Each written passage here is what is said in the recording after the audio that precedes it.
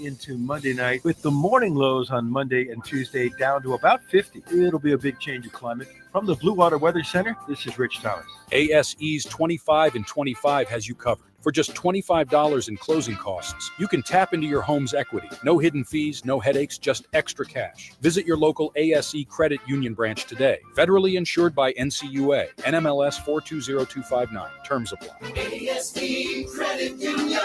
Your life, your cause, your ASE. 1819 News. The Alabama House was able to pass a bill that restructured the Birmingham Waterworks Board despite the opposition coming from Democratic lawmakers who tried to make this bill about race relations within Jefferson County. The bill is now headed over to the governor's desk for signature into law. The BWWB has been at the center of a scandal on overbilling and inaccurate meter readings for customers for several years. The bill was offered by State Senator Dan Roberts to change how the board members are appointed. It takes power away from Birmingham city leadership in appointing the board members and gives more power over to 3 county commissions as well as the governor. The bill passed with a vote of 66 to 27 with 8 abstentions. I'll be back with more Alabama stories after this. Did you know that 70% of people experience a potentially traumatic event in their lifetime, and that 6 out of every 100 adults face PTSD every day? Help us bring hope to these survivors by signing up for your Alabama Distinctive PTSD Awareness license plate today. The great thing is you can sign up no matter when your current plate renews, and the first year is complimentary. All you need is your VIN number on hand. Drive awareness, drive hope, and customize your plate today at atease.org. The bill that allows for the Alabama Farmers Federation to offer health care insurance to its members passed the Alabama Senate with a 30-2 vote. It will now head over to the governor's desk for signature into law. Alpha President Jimmy Parnell says this is a big day for Alabama farm families and that the plan will have a positive impact on agriculture and small businesses here in the state for generations to come. The mayor of Anniston has announced this week that he's resigning as of today. Jack Draper explained to WBRC News that he had one more year added to his term through state legislation that occurred back in 2021. Draper says he never anticipated being mayor in 2025. Draper has been the mayor of Anniston for 8.5 years now. I'm Andrea Tice. For more news affecting Alabamians, go to 1819news.com. And while you're there, subscribe to the daily newsletter. When you switch to Progressive, you could save bundling your home and auto. Then you could put that money towards some of the surprisingly more expensive things in life. May I help you? I just wanted to request a late checkout, please. Of course. That's $30 per hour for up to 4 hours. Huh. Okay, but if you can offer a late checkout, then that probably means no one is staying in that room. So if it's empty, maybe I can just stay a few extra hours. Oh, aren't you adorable? Life costs a lot, so bundle and you could save with Progressive. Progressive Casualty Insurance Company, affiliates, and other insurers. Not available in all states. Our daughter Jessie loves playing detective. A clue. But since we discovered she has sensitive skin, we've been playing detective too. We thought the problem was our puppy. But it was actually our old detergent. Aha. So we switched to Tide Free and Gentle. Tide Free and Gentle provides an excellent Tide clean, and it doesn't leave behind irritating residues like dyes or perfumes. So it's gentle on your skin. Case closed. If it's got to be clean, it's got to be Tide Free and Gentle. Hi there, I'm Madeline Cannon with Alabama Home Mortgage. Getting pre-approved is the first step towards home ownership. People are often scared or nervous about taking that first step, but I'll tell you, it's nothing to be scared of. At Alabama Home Mortgage, we will take the first step and every step along the way with you. Call us at 567-4223. We will gather the information needed to tell you exactly what you qualify for. After a call to Alabama Home Mortgage, you will know what price point to shop for, what down payment is required, if any, and what your monthly mortgage payment will look like. We take all the guessing out of it. Then, when you find the house you want to make your home, you are ready to make an offer. Along with your offer, you will submit your Alabama Home Mortgage pre-approval letter. This shows sellers that you've already taken the steps necessary to ensure that you qualify to purchase their home. Wait no longer. It's time to take that first step together. Call me at 567-4223 or start the process online at myalabamahomemortgage.com. That's Alabama Home Mortgage because, folks, there is a difference in mortgage companies. NMLS 1586-36-8, Equal Housing Lender. It's officially festival season. Looking for a weekend full of entertainment that the whole family can enjoy? Join us in historic downtown Prattville at Pratt Park for Prattville City Fest. Friday, May 2nd begins with the opening ceremonies at 5:30. Enjoy a concert performance featuring the Rock Mob at 6. And then Saturday from 9 until 4, come back for a day of arts and crafts, food, entertainment, and kids activities. Admission is free. The Prattville City Fest at Pratt Park in downtown Prattville. Friday and Saturday, May 2nd and 3rd. Visit PrattvilleCityFest.com for more information. The views and opinions of the following program are solely those of the host and other contributors. These do not necessarily represent those of Liberty Acquisitions 825, Blue Water Broadcasting, its management, staff, or any advertisers.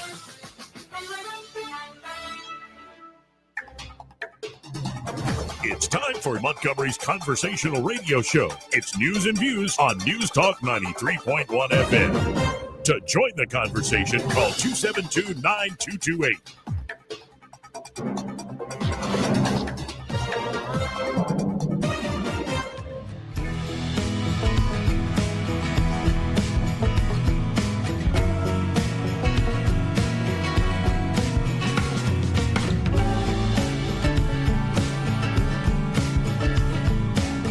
This is a Trump country.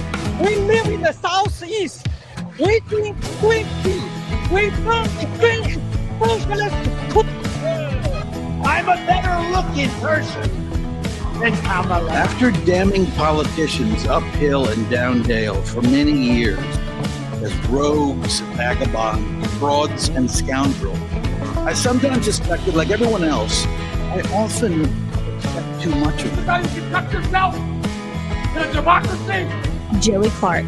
Welcome into the program here on a beautiful Friday out of Montgomery, Alabama. It truly is beautiful, and the state of Alabama, I guess, is beaming after this big commencement address from the President of the United States. I think it's the first in any major university in Alabama's history to have a president speak. And, well, we'll get to some of those clips. Craig Monger joining me. Eddie should be here a little later. How you doing? I'm doing well. It's good to see you, buddy. Good to see you. Did you watch any of that speech? No, I didn't. Honestly, because this is what I do when I know, like, especially on Thursdays. Yeah. If I know we're going to talk about it on the show, I want to cold react. Okay, So, that's yeah. fair. I don't have that many clips from it.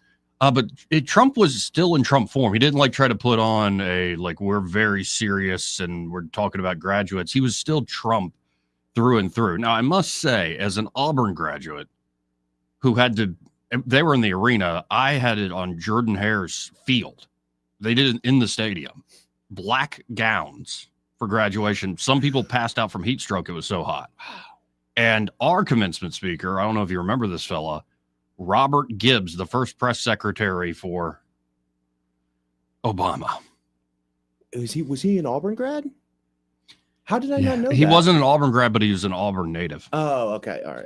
And it was like the most, I'm sweating bullets. And his little folksy hick lib charm, like, my God, it was miserable. So I was, number one, jealous watching Trump there in front of the whole graduating class of 2025 at the University of Alabama. And then because I'm an Auburn graduate, when he said roll tide and all this stuff, I'm like, they're the evil empire. No. Yeah, but did you see the governor? The governor tweeted a roll tide. I did see that. I was like, I don't have a skin in the game, but I would feel so betrayed if I was an Auburn alum. I mean, Tuberville was there, but he would never Right. dare to utter the words roll tide. At one point, I don't have the clip, so I'll try to mimic it. At one point, Trump goes, and Senator Tommy Tuberville is here. When he said he wanted to run for Senate, I said, you beat Alabama 5 times in a row. 5 times, folks. And you can hear the crowd getting like, And Coach, how do you sell yourself? Well, that means that I'm the reason they got Nick Saban. And then the crowd goes wild. That was smart. So there was a lot of fun moments. This was the line that Senator Britt was sharing. A lot of folks were sharing in national media because it's not just symbolic. Trump speaking at the University of Alabama. It goes hand in hand with some breaking news today. An executive order signed by the President of the United States to remove the tax-exempt status of Harvard. Yeah. Talk about shots fired against the oligarchy. Man, he likes to poke the bear, doesn't he? And it's one thing to say, we're going to withhold funds. To say we're getting rid of your tax-exempt status is pretty shocking. We'll get into the details of that. But here is Trump last night at the University of Alabama. And this line, for many, stole the show.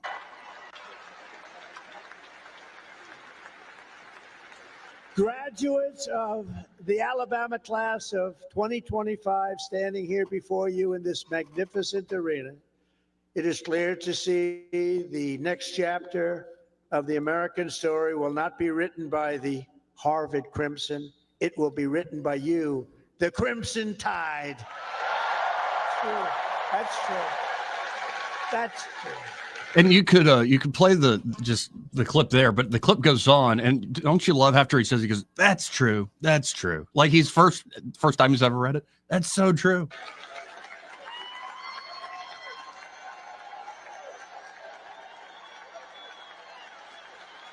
That's true. I thought that was rather clever. If you look at what's going on, they get their $5 billion a year. That is not going to be so forthcoming. Now, wasn't that a clever one, though? Huh? Who would think of that? Because this. And that's where he's ridiculous. He can't just deliver the line. He's got to go impromptu and off prompter and all. Every time. He'll deliver it, and he never lets the line sit. He gives those little affirmations, like Right. little jabs of affirmation to his own statement. Now, and I love this piece of advice that he threw out there to the crowd. Talking in particular to business majors, but a few others. And I think there needs to be more of this because a very real thing that's happened to the American economy is the financialization of the American economy, to where if you want to make a lot of money as a bright young person, you don't go into building things, you go into changing money. And I don't necessarily blame the individual who does that. It's like, I'm really smart. I went to school. I've got the contacts. I can make millions of dollars and set my family up for generations if I go into finance. But here's Trump saying, well, maybe you should consider a different route. The business majors here today, I challenge you not merely to use your talents for financial speculation, but to apply your great skills that you've learned and had to forging the steel and pouring the concrete of new American factories, plants, shipyards, and even cities, which are going up all over our country. Don't just build a strong portfolio. Build a very, very strong America, and you're going to do that.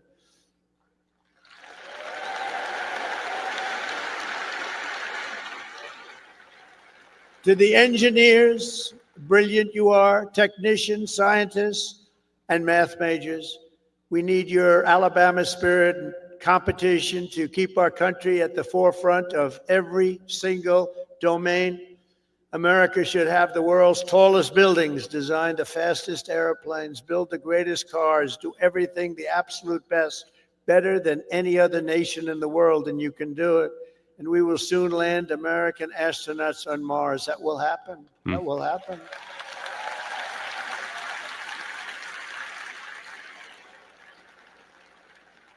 In every field you have studied, there are problems to be solved and breakthroughs to be made.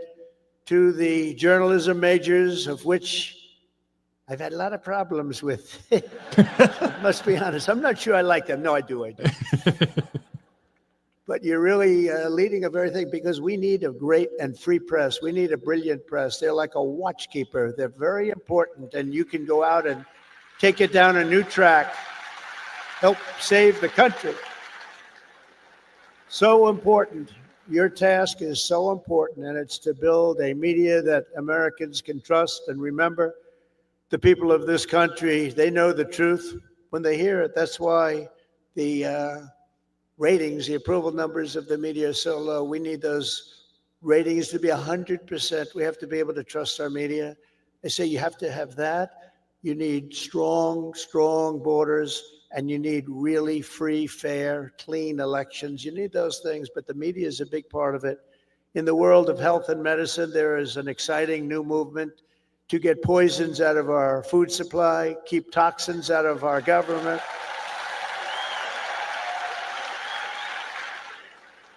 Clean out our environment and make America healthy again. And I think Bobby's going to do a great job, don't you? I think so. I think he's the guy we needed. And in government, it is the task of your generation to replace bureaucracy, graft, and waste with a new system that defends American freedom. And, so the speech was a mix of like a classic Trump rally and almost a campaign speech mixed with a lot of advice. And he started talking about portions of his own life, autobiographical at times. And you could tell it was a great energy. Most commencements, pardon me, unless you're a parent, you're seeing your kid, of course it's amazing. Yeah. Seeing your kid walk. But most commencements in terms of just raw, like a speech, are usually boring. Yeah. I mean, there are a few great ones, that one admiral talking about making your bed in the morning. There are a few great commencement speeches out there, but the energy in that room was amazing. And that brings me to what was happening outside. Now, I can't play the clips of the protest led by Doug Jones, that ugly melting loser. He is such a loser. It's unreal. Because they're such potty mouths. Now, I can use some dirty language. I can make a sailor blush, but publicly, right outside this presidential speech, you're just going to be dropping F-bombs. And that's the headline from Daniel Taylor there at 1819 News. We cannot F this one up. Narrator, they F'd this one up. Democrats rage against Trump at a rally protesting the commencement speech. So I just want to read this straight up from Daniel Taylor.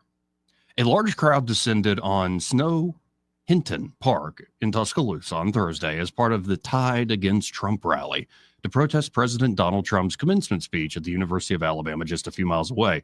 The event was organized by the University of Alabama College Democrats and featured former Senator Doug Jones and, get this other heavy hitter, U.S. Representative Robert Beto O'Rourke of Texas.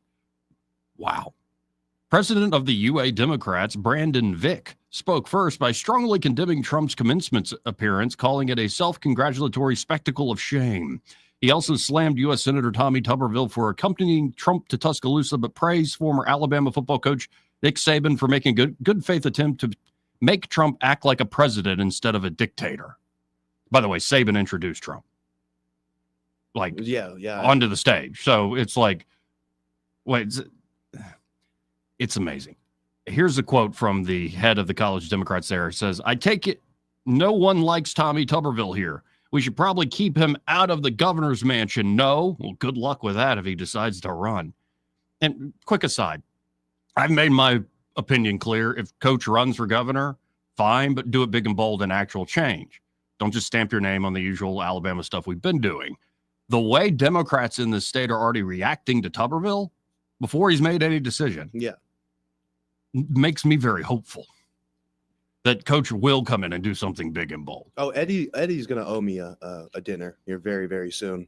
He's going to run. So you think he's running? Eddie says he's not. Yeah, he's going to. I mean, why wouldn't you? You're just one of many cogs in a very large machine in DC. If you come here, you can really get some stuff done. No, I have good contacts in Auburn who know family, know the people who know him really well, like good friends. And yeah, he doesn't like being in the Senate. He's tired of being in the Senate. I would hate, dude. I wouldn't want to cover the Senate, as a journalist. And one thing I heard is it's also like Katie's the star. Where I'm like, really? Because Coach gets great press for the most part. No, he doesn't. From who? From us. Yeah, well, from us, because we don't think that everything he does is caca. Right. If he does something good, we'll do it. The same thing. If Katie does something good, we'll blurb it out. The national and the rest of the state media, they hate his guts. Look at all this nonsense about his residency that's researched. Now, some of that is directly funded by people that don't want him to run for governor so that they can. Right. But it's just silliness. He could literally save a baby from drowning, and people would question his motives. Well, and yeah, so that makes sense. Katie's on appropriations, so that's useful, and you get a lot of attention when you're on approps. And you're right. I have a blind spot in that I ignore much of the liberal media in this state. You're smart. I only have so much time. Yeah. Sometimes, Jeff Poor will send me a thing like, "Hey, they wrote about you." And I'm like, when I see myself quoted, I'm like, "Oh yeah, I did say that. I did call that guy a snake. That looks so harsh in print." Honk, honk. Yeah. Well, it looks so harsh in print. I'm just, you got to get my tone of voice. But back to the article here. This guy's speech, the head of the College Democrats there at the University of Alabama, was followed by several student speakers, a community organizer from Birmingham. Oh, that's a real winner right there. Oh, yeah. and University of Alabama professor Cassandra Simon, formerly known as Cassandra Peter, each with harsh words for the Trump administration, reflected on many of the protesters' signs and slogans calling for the president, calling him like some form of fascist, tyrant, or dictator. Yeah, it's really is. They need to reread The Boy Who Cried Wolf, because at the end, a wolf actually does come. Like, I'm sorry if you look at what Trump's doing and you think that's fascism. I have no idea. Well, you've been calling Goldwater a fascist, and you called Nixon a fascist, and you called Reagan a fascist. You even called Jerry Ford a fascist. You called the Bushes fascist. You called a lot of y'all called the Clintons fascist. And well, a blind squirrel finds a nut every once in a while. And it's not like I'm happy with the old neoliberal order by any means, but they weren't fascist, you dopes. And they would have called the guys that stormed the beaches of Normandy fascists. And in fact, when a lot of those guys got home, they were called fascists. So y'all have been calling anybody who's slightly to the right fascist for nearly 100 years now, and it just doesn't work. It doesn't sting.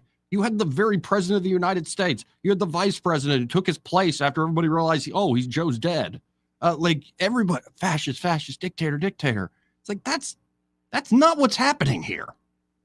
A robust, vigorous executive, an American president who is still reined in by the courts. Isn't that interesting how all the courts are slowing things down?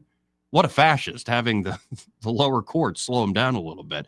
Wait. The fascist dictator who realized, well, Doge has found a lot, but we need Congress to get one big, beautiful bill done. Like, no, it seems like it's just a vigorous president who is trying to use the levers that FDR once used. Was FDR a fascist? No. So it's like, come on, stop it. It's not an effective slogan. But the general message of the evening was hate for Trump and encouragement to organize and fight back against perceived injustices related to school funding, quote unquote, reproductive rights, economic woes, LGBTQ issues, and racial issues. We are the last and the best hope for this country, just as this country remains the last and the best hope for this earth. What we do right now at this moment of truth for America will forever define our future, our fate, and our fortune as a country. So Alabama, no pressure, but we cannot F this one up, said Beto O'Rourke. They're really still pushing the Beto guy? I honestly, I saw a tweet, hilariously enough, I think it was the day before yesterday, of someone saying, whatever happened to Beto O'Rourke? I haven't seen anything of him. I'm like, oh no, he's currently hanging out with the rest of the congressional diaspora. That just, I said this to my editor. I was like, can you name two bigger political failures? Just top of mind, than Beto O'Rourke and Doug Jones. Not even who's the homeboy who got ousted like a year ago, the super gay Hispanic guy. Oh, gosh, what was his name? I mean, I'm thinking there are a lot of those. But even he's more successful. He got kicked out, right? And now he's has a super popular internet presence. Doug Jones, man, the grift, he is fighting oblivion tooth and nail. Well, and here's what Doug Jones said after Beto said, we cannot F this up. They effed it up, by the way. Yeah, they're going to. But Doug Jones said, quote, I've been asked a lot of questions about the president coming in the protests. I said, folks, I told the media every time, this is not a protest. This is a movement. It is a movement. It's the movements that changed this country, whether it was the civil rights movement, whether it was the anti-war movement. It is the movements. And guess what? It started on college campuses, spoken like a melting wax candle of a boomer. That was a bowel movement. What is he talking? Trump's being criticized for trying to end wars. Like, what are you talking about? Did Joe Biden try to end the wars? No, he started a few. And by civil rights movement, do we mean like people saying, recognize me as a man with equal dignity in the image and likeness of God? I'm going to march peacefully and let you beat me, be the suffering servant that changes the mind of even the most vehement racists in this world? No, we're talking about what sex changes for kids is the civil rights issue of our time. Something's a little perverted and gone wrong. Where did the anti-war movement go? Or is that only going to happen when there's a Republican in there named Bush? Like, I don't know what world Doug Jones is living in at this. I think he's still stuck in the 60s. He's still stuck in that Woodstock mentality. Man, the dying new left that is now the elderly left, they're not doing too well. And it's across the board. By the way, did you see that in the Canadian elections, the way the Liberals won is folks our age, folks younger than us, all voted for conservatives. Boomers overwhelmingly voted for the Liberals up there. And it was all about, we hate Trump. And so they're going to continue with this message of we hate Trump. They're going to continue with this push. And I think they're going to have a rude awakening. Their only hope going into the 2026 midterms is if the economy implodes. It's their only hope. And folks might be like, well, did you see those GDP numbers? I'm like, well, did you look under the hood of why the number is so low? Did you look at all the investment coming in? Have you not listened to everybody paying attention that you're going to mainly see the boom and growth started the fourth quarter of this year and especially the spring of next year? That's when a lot of this should be followed through with, especially if the Congress gets the big, beautiful bill. So if that's what y'all are hoping on, you might have a very big problem here. If Trump actually gets a peace deal done, say, between Ukraine and Russia, y'all might have a big problem here. Heck, if Trump gets a even better deal with Iran without having to bomb them, y'all really got a problem here. Gas prices come down, food prices come down, real wages rise. Y'all are going to have a heck of a problem. Because of all this wailing and gnashing of teeth and calling him a fascist till you're blue in the face, it, by the way, counter to my instincts. I spent many years kind of he and hawing like him and hawing about Trump shouldn't do this, Trump shouldn't do that. I don't know. It violates my libertarian principles. And at this point, I'm like, I'm along for the ride. And right now, it looks like they're going in the right direction. So we'll see. I mean, but to underline the point here, so much of the ruling class is built off of prestige. And it goes back to that initial line Trump said, it's not going to be the Harvard Crimson, it's going to be the Crimson Tide that builds the future. Don't underestimate the prestige a president speaking at your university brings. I know there are a lot of liberals out there who have degrees from the University of Alabama where you're like, oh, it's now sullied or whatever. Okay. You better believe how quickly things can move from the Ivy League to different sorts of institutions that are seen as bold and beautiful and proud. And they actually get things done. So the times are changing. It's interesting times to be in, man. I don't know what it's going to be. I don't know what the end result's going to be, and I'm tired of people pretending that they do. Yeah, we don't know. I'm perfectly content to just wait and see. Now, we have all sorts of other stories. Not only did Trump end tax-exempt status for Harvard, it's also signed an executive order ending all federal funding for NPR and PBS. This is where I'm a little bit like, come on, man. Trump budget revealed $163 billion in spending cuts, offset by 13% increase in defense spending. Defense budget surpasses $1 trillion for the first time. Welcome to the GOP, everybody. Wherever it says military, of course we'll vote for it. But $200 billion cut and counting. Elon Musk exposes fraud. Doge uncovered in 100 days. It was a big thing with Jesse Waters. It was pretty great. We got a few clips from that. The S&P erases all Liberation Day losses as Beijing bends knee, mulls fentanyl offer to Trump. And you're starting to see all sorts of signs that the Chinese are really smarting from these tariffs before they've even really gone into play. You're talking about factories shutting down. You're talking about ships just waiting off the coast there in China with nothing on them. Shipping crates completely empty. Millions of jobs being lost. The Chinese are smarting from it. And you see, despite the bad GDP number yesterday or on Wednesday, the U.S. economy adds more jobs than expected in April.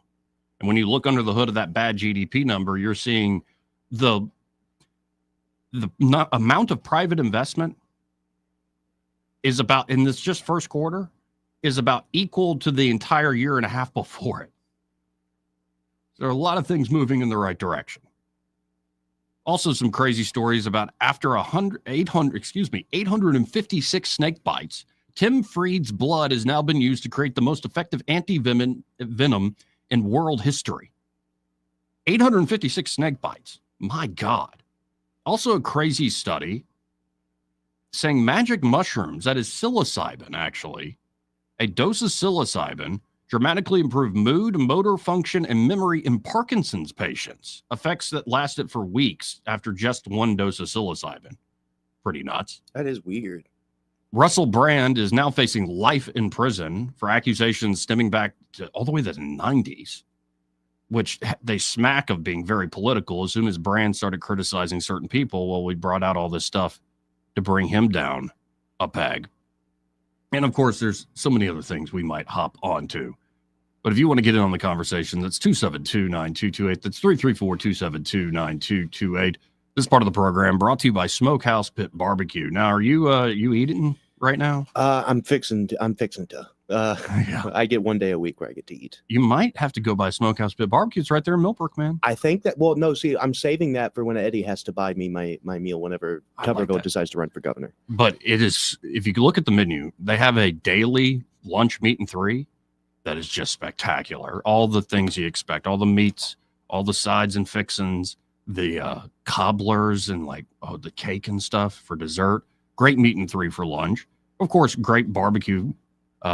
Whether you're talking about pulled pork sandwiches, or ribs, spare ribs, big ones. Oh my gosh, spare ribs are the best. And brisket, they do a great brisket. Camp stew is fantastic. And then don't forget about their Tuesday through Sunday down-home Southern breakfast, which is to die for. I don't know how much heavy whipping cream they put in those cheese grits, but it's enough to make them stiff in a great way. There's creamy and soft, but thick in the best way possible. I've been trying it. I've done family stuff out of town, and I make it a point to try all these other nice places. Food's good. Try their cheese grits. They don't hold a candle to the cheese grits over there at Smokehouse Pit Barbecue. You can always go to smokehousebbq.com if you want to look at the menu yourself before you go. Just stop by. Again, lunch, dinner, dine in, or take out, or stop by for that amazing breakfast. It's same location they've always been, Main Street in Millbrook, and be sure to tell them that Joey, that fellow on the radio, sent you. Want to carry News Talk in your pocket? Download the News Talk 93.1 app from the App Store. Available on iPhone and Android. Never miss a moment. Download now. For too long, Alabama's statewide news companies have shamed us for our conservative Christian values. Alabama deserves a news company that cherishes our culture, a company that isn't bought and paid for by the powers that be. 1819 News is that company. Run by Alabamians for Alabamians, 1819 News celebrates what is good and beautiful about our state, while exposing those who work against our values in secret. Just go to 1819news.com to learn more. Subscribe to our newsletter. That's 1819news.com. Since 1966, Alabama Sheriff's Youth Ranches has been more than just a place to stay. It's been a place to belong. For children facing hardships through no fault of their own, our ranches provide more than shelter. We offer a warm home, a loving family, and a future filled with hope. With open arms, we welcome these young hearts, giving them the love, structure, and guidance they need to heal, grow, and thrive in a warm Christian environment.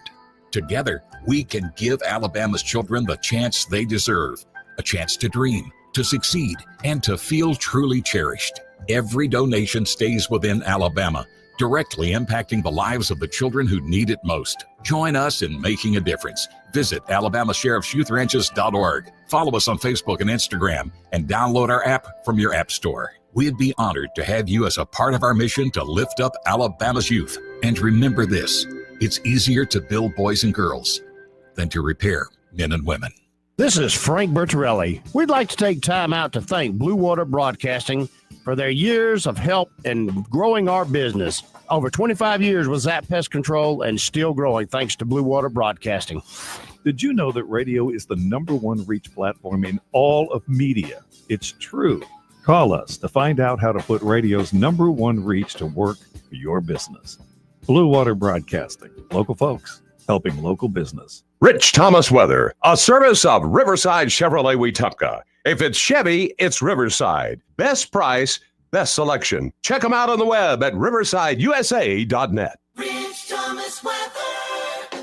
Well, hi, everybody. We got a cold front on the way that's going to bring some changes to our weather pattern. There's a risk of some spotty scattered showers and thunderstorms today, and certainly a better chance by late this afternoon, this evening, and tonight. High today, 84. Low tonight, 64. Showers and thunderstorms become likely just about any time on Saturday. High in the upper 70s.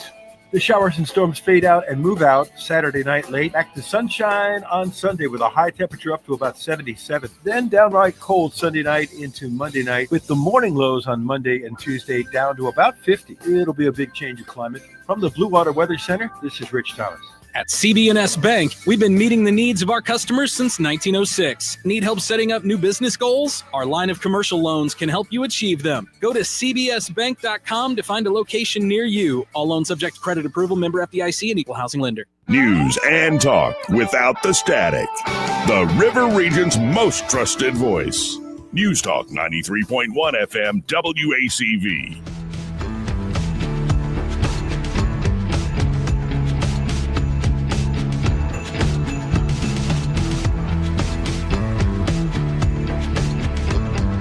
Joey Clark. Welcome back. I'm your host, Joey Clark, Craig Monger, in the studio.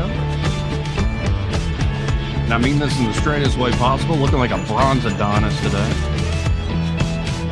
Walked in, I'm like, I gotta up my game. Why do you look? I'm looking at the stream now. Why do you look tanner than I do? I don't know. I've been spending a lot of time outside. Doing Might be the outdoor, camera. Might be. We're doing a lot of outdoor projects, and I'm getting into knife making, which is a lot of fun. Knife making? Yeah. Like forging. Like a blacksmith? Mm-hmm. Wow. Got my anvil. I actually Nice. I sent Eddie a video. I got a boo-boo on my finger. How are you heating it up? Like what's like a furnace? It's a propane forge, and so Propane it blasts it in there. You have to go through a whole process. They have this certain kind of kale wool that you put on the inside. You soak it with something called rigidizer. Then you have to put refractory cement pretty much in the middle of it, and then so I got a little setup going, and then I've been forging fire. I know that's my extent of knowledge of this. Well, I'd seen a few episodes a while back, and it's just something that I always thought looked cool. And then I'm like, I need a hobby where I don't spend a lot of time around other people.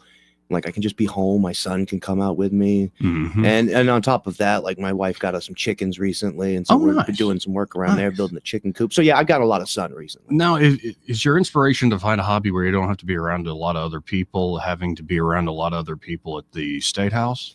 Well, that, and plus, I just live in a part of the state that honestly is just filled with garbage people. Just really, I made a post on Facebook and I meant it. Yeah. I said if a meteor hit my area, I'm not gonna say where it is, because I don't want to get calls.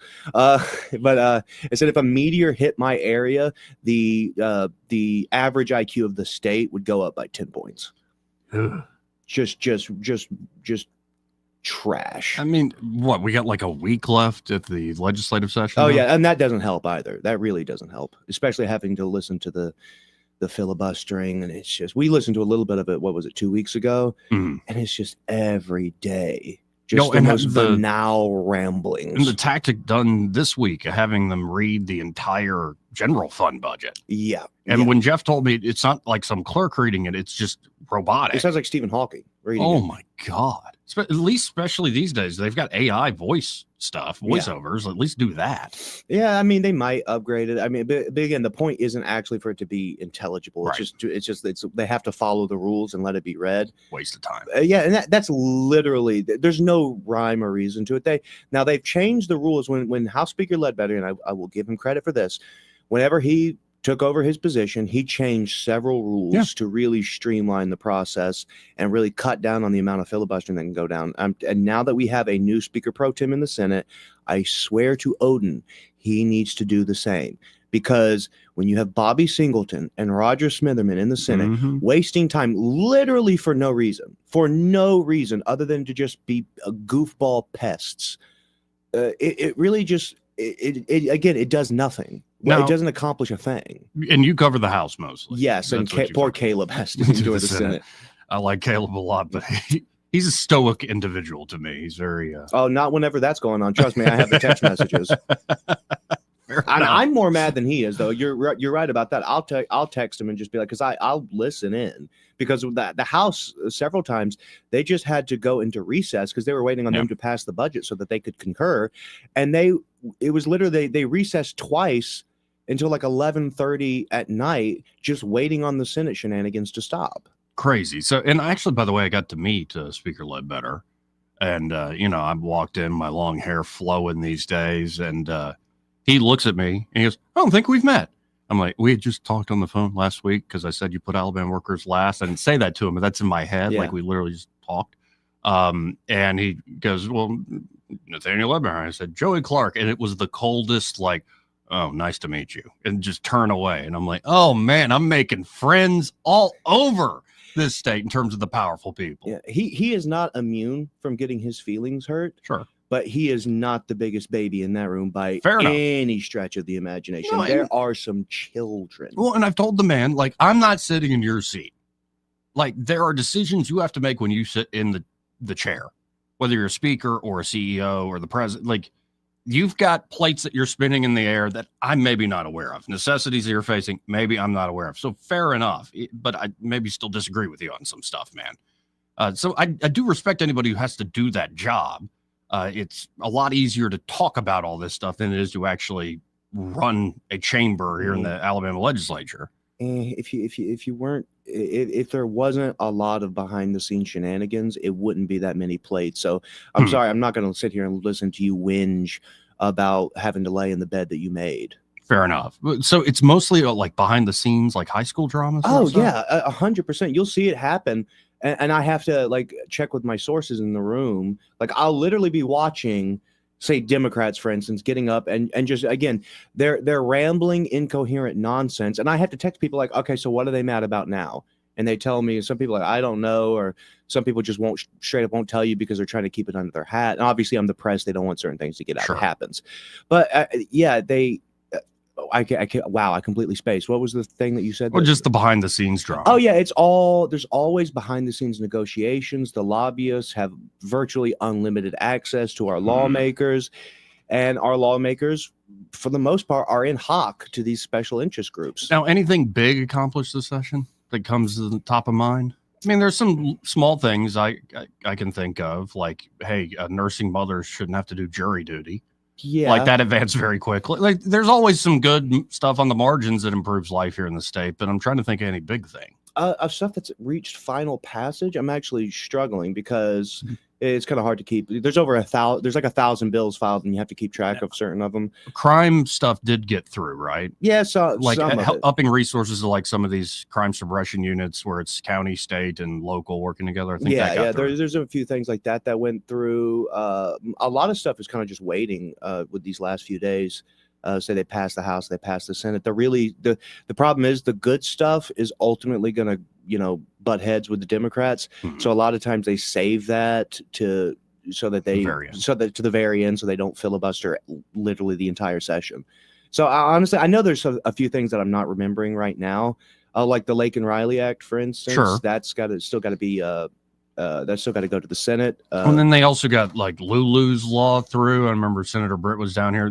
She was the young lady attacked by the shark. Yeah. And again, I mean, it's good enough, but I mean, how much is that going to help? Did Reed Ingram's bill about prayer get through?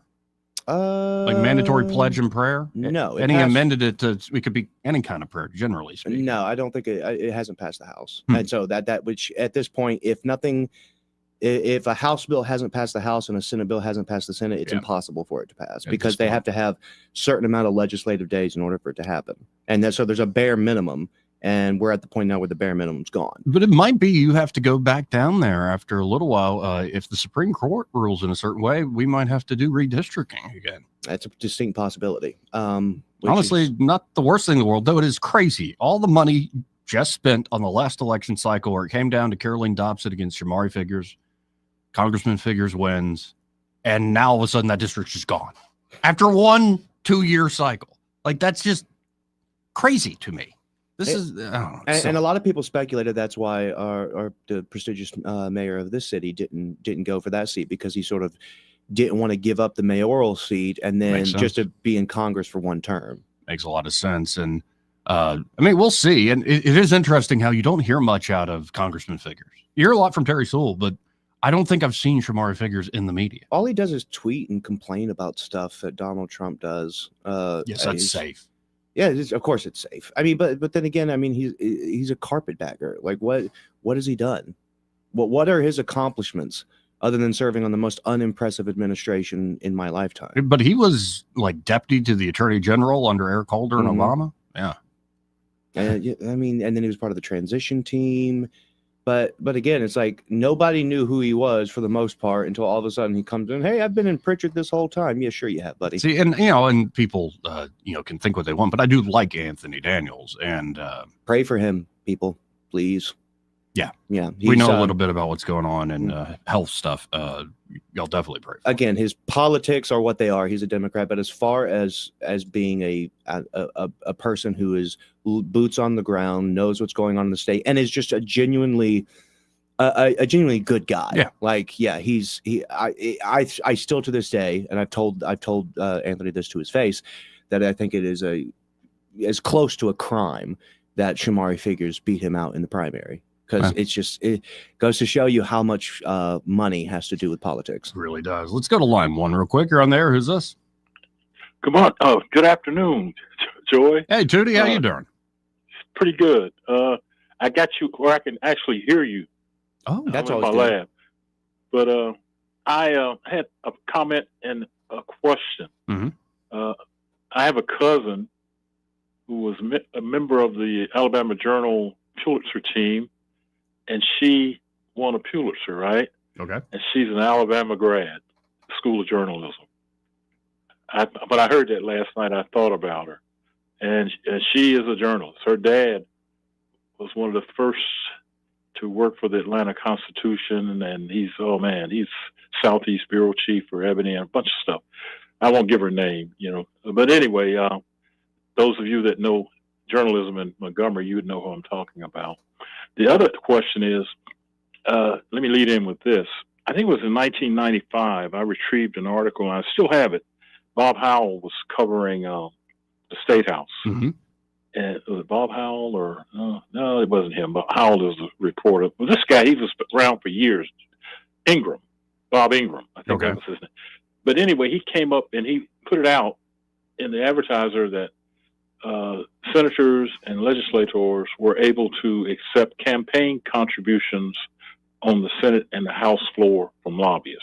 They could write them a check right there on the spot. And when I heard about Alpha trying to get Blue Cross some competition, I thought about it. What I'd like to know, and we were discussing it here at work, is who would vote against that? Whoever those two guys that voted against that, we should put them up on billboards and wonder, why did they do that? That's almost like Senator Phil Williams, who sponsored a bill to prevent me and anybody else from putting a windmill on their property. I asked Judge Garner at the Public Service Commission one time, have it on film, how much money was spent to do that so you could not produce your own electrical power without permission from the Public Service Commission. And you got to be careful what you say nowadays, because everybody's listening, and there's all kinds of. Well, and there's all sorts of that needs to be revisited. I salute you for being somewhat independent. I do salute you, and I do hear you, and you come across as a genuine libertarian. Is that the best thing? That's the best I can give you right now. That's you a fair do a great compliment. job. Thank you, sir. I appreciate it. Yeah, and find out who those two guys were. There was two people in the Senate that voted against that bill. And we need to know who that was. And characterize the bill again. The one where Alpha could provide health insurance for Alabama's farmers. Okay. And their members. Okay. It's not technically. In other words, give competition to the United Healthcare, Blue Cross, and those people. Okay. Yeah, it's not technically them offering health insurance. There's like a weird technicality there that I'm not familiar with. They can offer health plans through another entity, specifically to their members. And I believe that was actually on the Senate calendar on Thursday. I don't know if it passed or not. It passed. Okay, it did. All right. See, I don't cover the Senate, so okay. Well, we can look at how many how many senators are two voted against it? That's almost. And one other, Joey, since I got you, the tariffs. A lot of my suppliers, they haven't put them on us yet.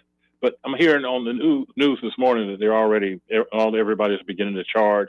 And I don't think Trump has actually put tariffs on everything yet. No. But my question is, where does that money go? None of my suppliers keep it. One lady told me that some of it goes to the USDA. But, is this just giving... Where does the tariff money go? Yeah. The money that the 125% that they're going to put on electronics. It would go to the U.S. Treasury. It would go into like general tax revenue fund. Are you sure? Yeah. I haven't heard anything on that. Yeah, no, that's the idea. That'd be a good one for Tuberville to answer. No, while he's up it's there. like a general tax. It's like we're the same place in income tax goes. I haven't heard any explanation on it, but I'm not by the radio like I used to be. Anyway, enjoying your show. Appreciate you guys have a great weekend. Thanks, Take sir. care. 272-9228. Yeah, there all sorts of things flying through, and it's hard to keep up with who exactly voted for what in all these cases. And you're right, it's not like Alpha's a healthcare insurance company now. Yeah. But no, that's interesting. They can get probably a sweet deal for all their members. Yeah, I mean, and it sounds like other states have had significant success with this because, dude, the way we treat our farmers in this country is abysmal. Mm-hmm. And so the income stuff and the tax requirements and a lot of times farmers end up in that like sweet zone, except it's not sweet. It's that Goldilocks zone where they don't make enough to really be able to afford these high insurance plans, and but they don't make less enough in order to qualify for certain other programs. So a lot of them, I mean, I heard several people during these public hearings that talked about like thousands and thousands of dollars a month for health insurance, and that's on top of you're trying to provide insurance on top of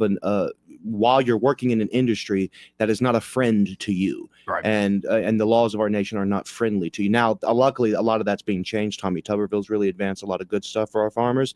But it looks like a lot of success has been had in other states with this. And the fact that the bureaucracy is mad about this should tell you everything you need to know. We got to hit this next break. This part of the program brought to you by River Region Contracting. And there at River Region Contracting, Todd Clark and his team are ready to help you with that roof of yours. You should get your roof inspected on a regular basis. That prevents you from getting a long-term problem that gets really expensive. In fact, if you neglect something, that's what your insurance company might start arguing about you with. Like, you neglected the problem, so we're not going to cover this. You've broken the contract. And so don't even play with that fire. Instead, call up River Region Contracting today at 356-8635. And the great news is their inspections are always free, as are their estimates. If they do find an issue, they'll write up that estimate for free. It's accurate. They show up on time. They do the job well. And they're insurance specialists. So if there is any worry that the insurance company is going to fight you, well, you can have the insurance specialist there at River Region Contracting on your side.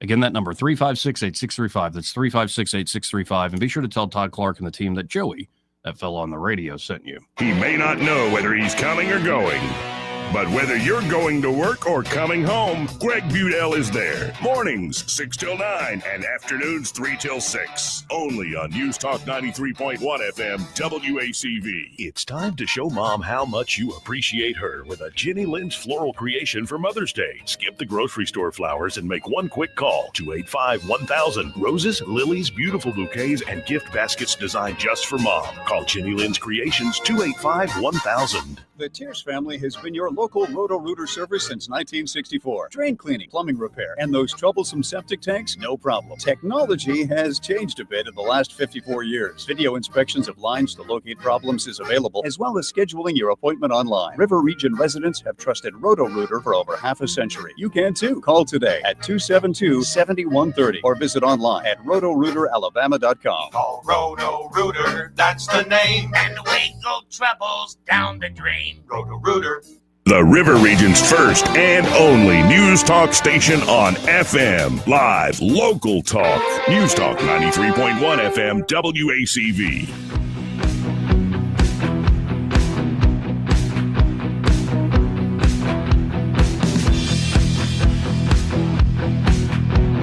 Joey Clark. Welcome back. Let's go right to the phones. Talked to a gentleman I used to see yesterday at that great scholarship breakfast for Montgomery Catholic. We have Austin Barranco on the line with Invista Advisors. Hey, Austin, how you doing? Hey, Joey, having a great Friday, and it was great seeing you yesterday. Yeah, how did your presentation go? I got out of there for you. It went really good. I always get choked up talking Me about Justin and the Memorial Scholarship. I thought you did great, but yeah, it's tough and it's good at the same time, and so you know exactly what it's like. But I always enjoy doing it. Beautiful, and always good to help out young folks coming up and commemorating the people we love that maybe aren't around anymore. So there's so much going on economically speaking. Of course, jobs numbers dropping today, I think higher than expected, and there's all sorts of different analysis of the pretty abysmal looking GDP numbers that came out Wednesday. What's your general take on what we've been seeing this week? Yeah, so answer your first question first. The jobs did come in a little stronger than expected, which is, I think, one of the reasons that the major indices are up today. So that's good. I think we reported 177,000 new jobs in April. And then the GDP actually it's unique. GDP fell at 0.3%, but everyone's speculating that that's largely due to an increase in imports, everyone trying to beat the tariffs. And, imports subtract from GDP.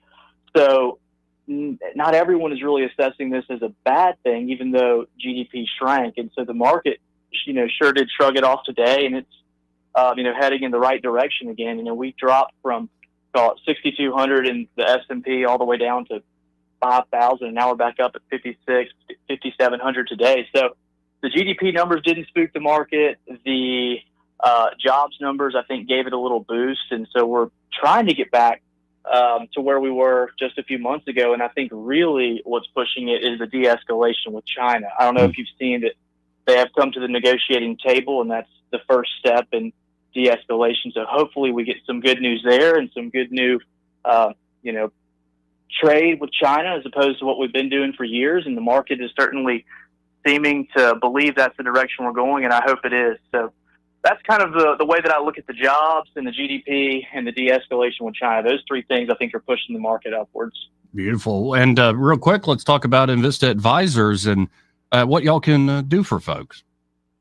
Yeah, so we're a full-service financial firm. We can handle really anything in the realm of finance, but what we specialize in is planning first and foremost. So if you are looking to retire and haven't put a plan in place, or you're looking to send kids to college, or really anything that is a big financial purchase, a house, a second home, even a vehicle to a degree, if you need some advice on the best way to go about a financial plan, we start there. And then, of course, we specialize in investments as well. So once we've come up with a plan for you, we're happy to put it into action and give investment advice. And that number, folks, is 387-0094 to start the conversation. Again, that's 387-0094. When you call them up, be sure to tell them, hey, I heard Austin Barranco on the radio show with Joey Clark and want to see what y'all can do for me. And, well, I always appreciate it, Austin. Yeah, thank you so much, Joey. And shout out to Craig, too. I know he's in studio with you today. Hey, you remember me. Yeah. Y'all have a good weekend. You too, buddy. Again, that's Austin Barranco with Invista Advisors. The opinions voiced in this material are for general information only and are not intended to provide specific advice or recommendations for any individual. All performance referenced is historical and is no guarantee of future results. All indices are unmanaged and may not be invested into directly. The opinions expressed in this material do not necessarily reflect the views of LPL Financial. Securities offered through LPL Financial, member FINRA SIPC. Investment advice is offered through Invista Advisors, registered investment advisor and separate entity from LPL Financial. Broadcasting from the Riverside Chevrolet Master Control Center, this is WACV Cusana, News Talk 93.1 FM. When it's Chevy, it's Riverside. With SRN News, I'm John Scott. The April jobs report shows the unemployment rate remains steady from the previous month. We have this update from correspondent Bernie Bennett. The Labor Department reported Friday that U.S. employers added 177,000 jobs in April. The unemployment rate was unchanged at 4.2%. Both numbers, which demonstrate that the U.S. labor market remains in good condition, are based on surveys taken in the immediate wake of the Trump administration's move in early April to institute the highest level of tariffs on imports since the 1930s. The gain extended the streak of U.S. job growth to 52 months. Bernie Bennett reporting. President Trump has signed an order instructing the Corporation for Public Broadcasting and other federal agencies to cease federal funding for Arlington, Virginia-based PBS. and Washington, D.C. based National Public Radio. The broadcasters get roughly $500 million in public money, the president alleging bias in the broadcasters' report. Hey, everybody. Charlie Kirk here. As executive director of Turning Point USA, a national radio host, podcaster, husband, and father of two, my schedule is about as crazy as it can possibly get. 2 years ago, I made the decision to take control of my health, and I chose PhD Weight Loss and Nutrition because I needed a plan that fit my hectic lifestyle. I travel a lot, and my schedule changes every week, so I need something simple. They customized a plan for my body and my schedule, and I quickly lost 30 pounds. Now I have the energy and focus to get through my busy day. PhD will help you too.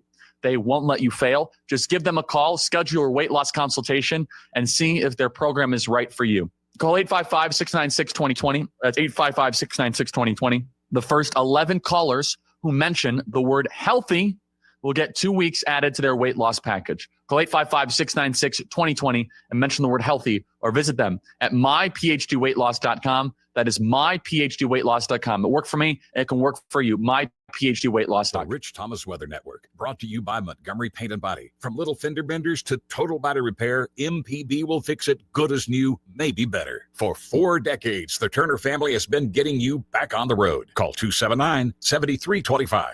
Rich Thomas Weather. Well, hi, everybody. We got a cold front on the way that's going to bring some changes to our weather pattern. There's a risk of some spotty scattered showers and thunderstorms today, and certainly a better chance by late this afternoon, this evening, and tonight. High today, 84. Low tonight, 64. Showers and thunderstorms become likely just about any time on Saturday. High in the upper 70s. The showers and storms fade out and move out Saturday night late. Back to sunshine on Sunday with a high temperature up to about 77. Then downright cold Sunday night into Monday night, with the morning lows on Monday and Tuesday down to about 50. It'll be a big change of climate. From the Blue Water Weather Center, this is Rich Thomas. Budget Floors and More is your low price leader for everything you need for flooring and DIY flooring installation supplies. For the best prices on luxury vinyl plank, carpet, ceramic tile, flooring installation supplies, and more. Shop Budget Floors and More, Hunter Lane across from Del Rey to Publix. From the Blue Water Broadcasting News Center, here's today's top stories. Auburn University at Montgomery is setting a record with this year's graduation class. On Saturday, May 10th, the university will graduate its largest class in history, awarding 733 degrees. AUM will hold 2 commencement ceremonies at the athletics complex, which will also be streamed online. Lulu's Law, a bill that would establish a shark alert system for Mobile and Baldwin counties, passed the Alabama Senate on Thursday. The legislation is named after Lulu Gribben, a Mountain Brook teenager who was gravely injured by a shark attack last summer. The bill now awaits Governor K.I.B.'s signature to become law. A ribbon cutting and grand opening will be held for the new Downtown Montgomery Ambassadors program on Monday, May 5th. Some of the services offered by the program are environmental cleaning, hospitality, business engagement, and safety support. The event begins at 9:30 Monday morning at 121 Coosa Street. From the Blue Water Broadcasting News Center, I'm Sky Mosley. This hour of news and views is brought to you by our good friends at Alabama Home Mortgage. Alabama Home Mortgage, 567-4223. Visit them on the web at myalabamahomemortgage.com. NMLS number 1586368. An equal housing lender. The views and opinions of the following program are solely those of the host and other contributors. These do not necessarily represent those of Liberty Acquisitions 825, Blue Water Broadcasting, its management, staff, or any advertisers.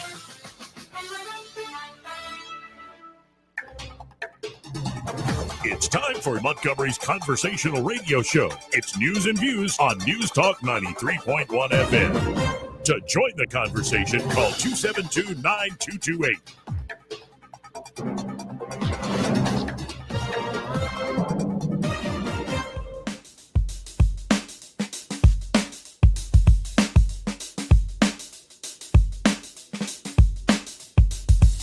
Joey Clark. Welcome back.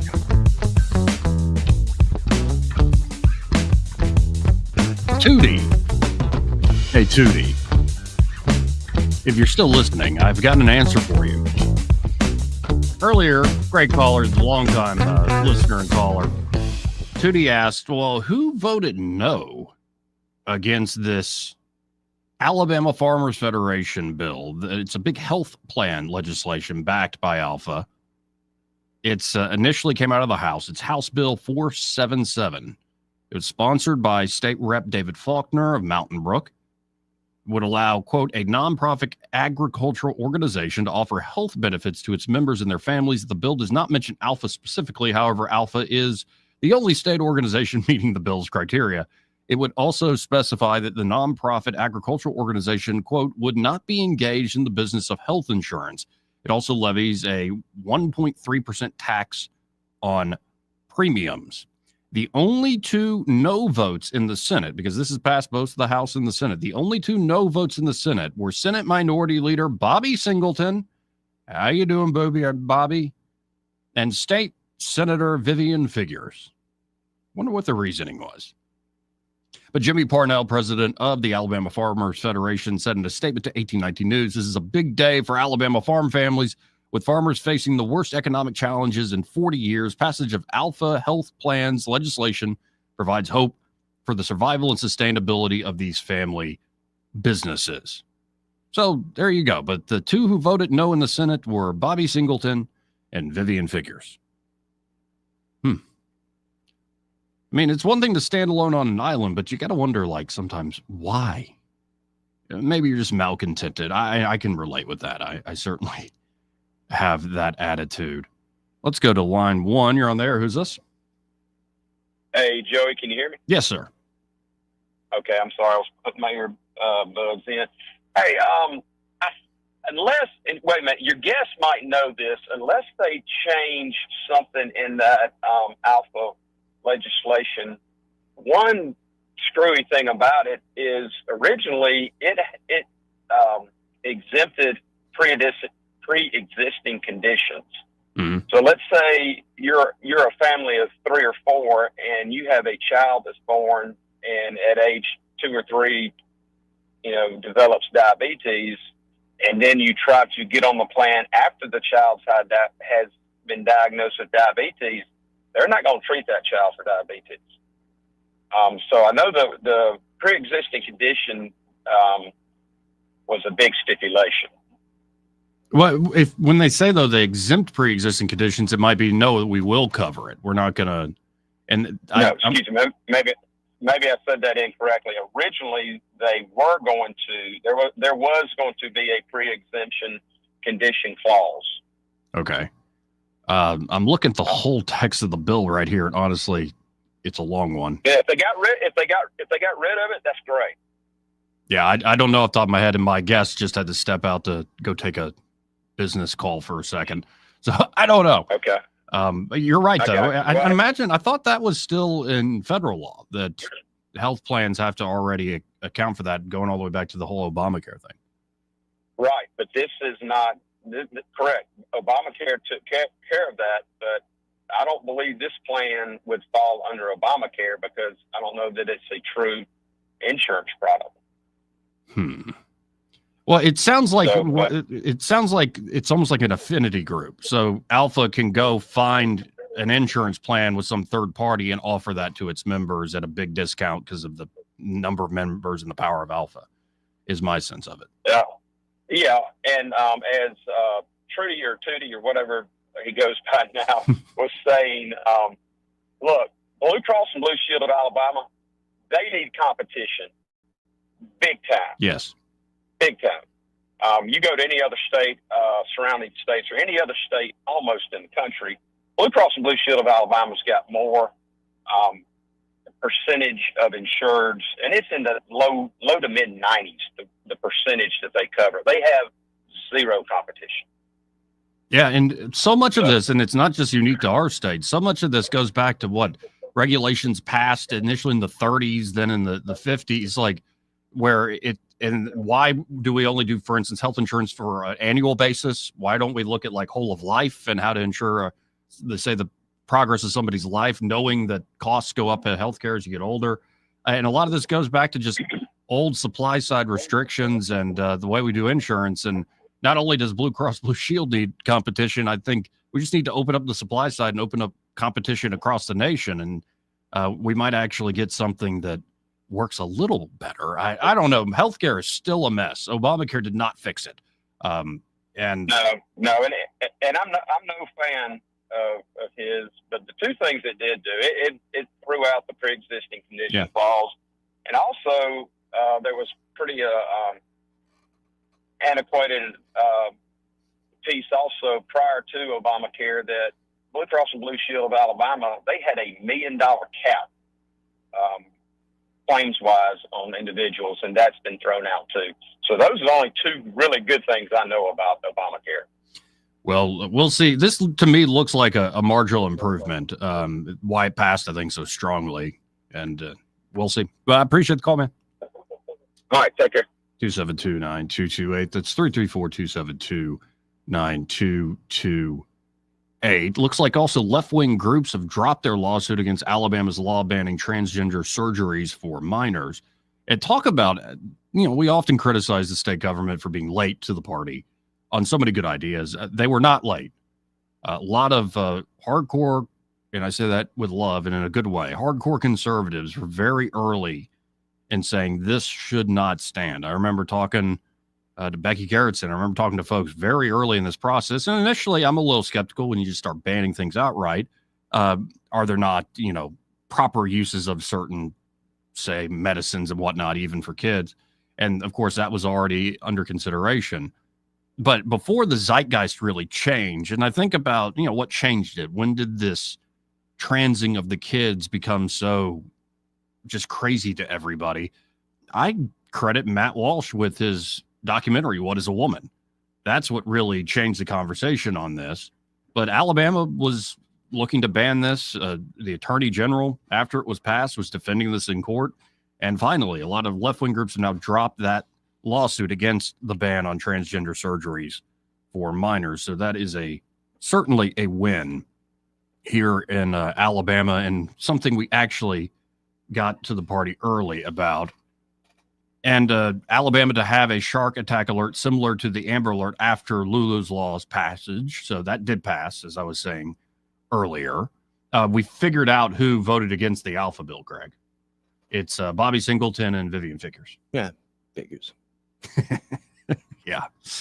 And it's kind of trying to keep track of all these bills is a little much, and especially all the ins and outs of all these bills.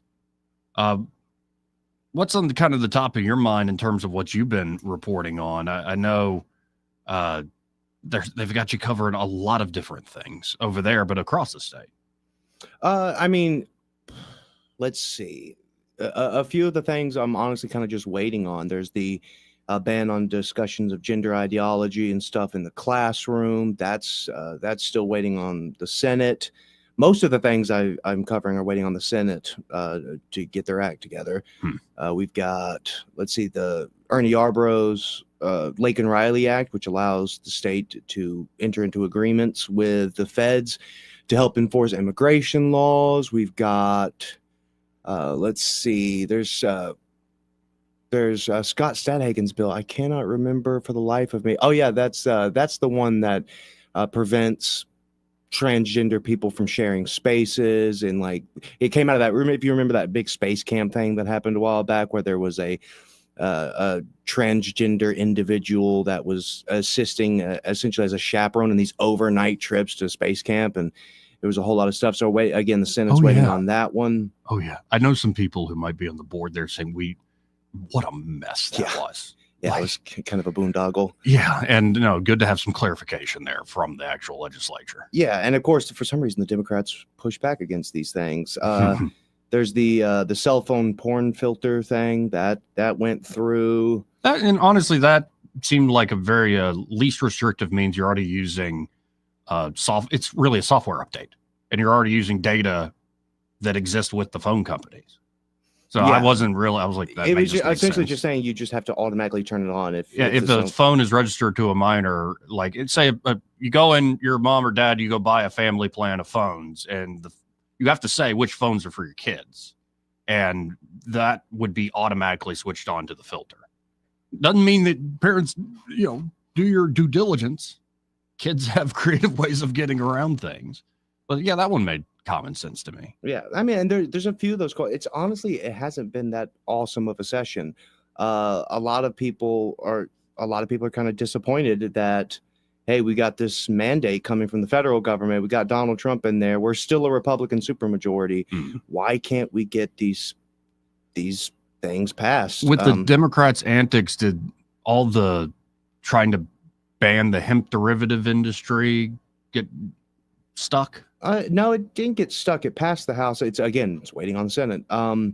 And there were some Democrats that pushed back against it, but for the most part, it's the social issues. For some reason, they were really mad about getting us out of that voter registration that Wes Allen sort of invented. A certain, I can't remember the acronym for the life of me, but yeah, they got out of ALEC and it went into ALEC. Yeah, it was ALEC is the one we left, and then we were in ALEC now. That's the one that Wes Allen created, and man, this session is just really taking it out of me. I can't remember anything. Well, especially when it's just acronyms that you're throwing around here. Yeah. Let's go to line 1. You're on there. Who's this? Hello, anybody there? I guess it was somebody's butt calling me. 272-9228. That's 334-272-9228. I think Alec was the first one that was it? Alan got rid of, yeah. And we'll see. Do you think, because I did write about this week. Do you think it's going to be John Merrill, Wes Allen, lieutenant governor slot? And honestly, Tuberville runs for governor, which is still an F. He kind of, that latest report you did this week, and your bet with Eddie aside, it looks like he really is setting it up to, I'm going to announce, when he does the announcement, it's going to be either to run for re-election for Senate or run for governor. So to me, it doesn't seem as decided. I don't know. There's a lot of, it's the worst kept secret in the state. He's been telling all sorts of folks he's running for governor. Yeah, and then there's just some speculation about possible rifts between Tuberville and the administration. Again, there's just the rumor mill in the state is worse than a sewing circle, and a lot of times it is wrong. So I don't know. We'll see. But if he does run for governor. If he does run for governor, I would see. I think Wes Allen and Merrill going for lieutenant governor. I see Ainsworth possibly running for that Senate seat. I think that would be a good idea. But do you think Twinkle Kavanaugh jumps into that lieutenant governor, goes for it again? I'm thinking lieutenant governor ends up being a bit of a train wreck. The amount of people with name ID statewide it's going to be a bunch of folks. Yeah, I agree. And I mean, I think, and again, AG is a weird one too, because who the heck, nobody's declared. The obvious is Catherine Robertson, who is, I've spoken to her, currently working with Steve Marshall in the AG's office. Very, very sharp, very well spoken. Caroline Dobson could as well. And again, who knows, with an open Senate seat, Caroline Dobson could try to jump into that one. It's possible. I asked Barry Moore straight up, was he going to, he goes, Joey, I'll pray about it. He was almost annoyed. I asked him, well, blame Jeff Poore. He put it in the report where. But see, the thing is, a lot of people that might be going for certain seats are kind of, there's a hierarchy of waiting. Yes. So, for instance, Ainsworth, if it was essentially for the past year, or actually way longer than that, just pretty much understood that he was going to run for governor when Ivey termed out. So, but now he's kind of going to have to wait to see what Tuberville does, because I think he's a shoe-in for governor.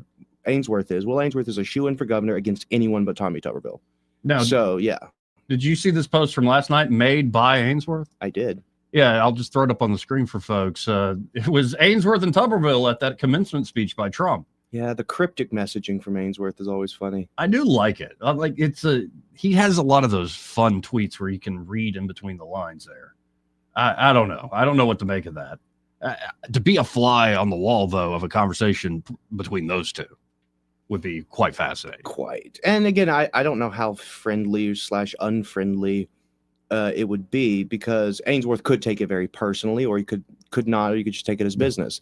Because like I said, it's been understood really for the past quadrennium that he's going to be the sort of de facto appointee of the governor's position. And then all of a sudden, Tuberville kind of just pops in out of nowhere with this idea. I know for a fact Will Ainsworth I know for a fact that he takes family life, spending time with the kids very seriously. Like he gets out of Montgomery to go spend time with them. And so the question is, if you run for Senate, can you do that while in the U.S. Senate?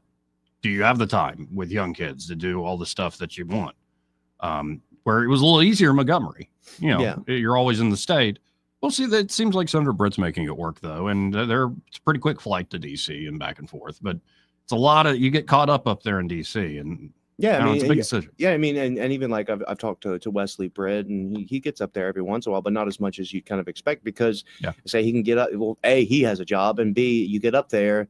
I mean, what are you going to do? Your wife is up there hustling and bustling, so they seem to be making it work. The kids seem to be doing all right, so it can be done. But honestly, I don't know if he may if Ainsworth were to run for the Senate.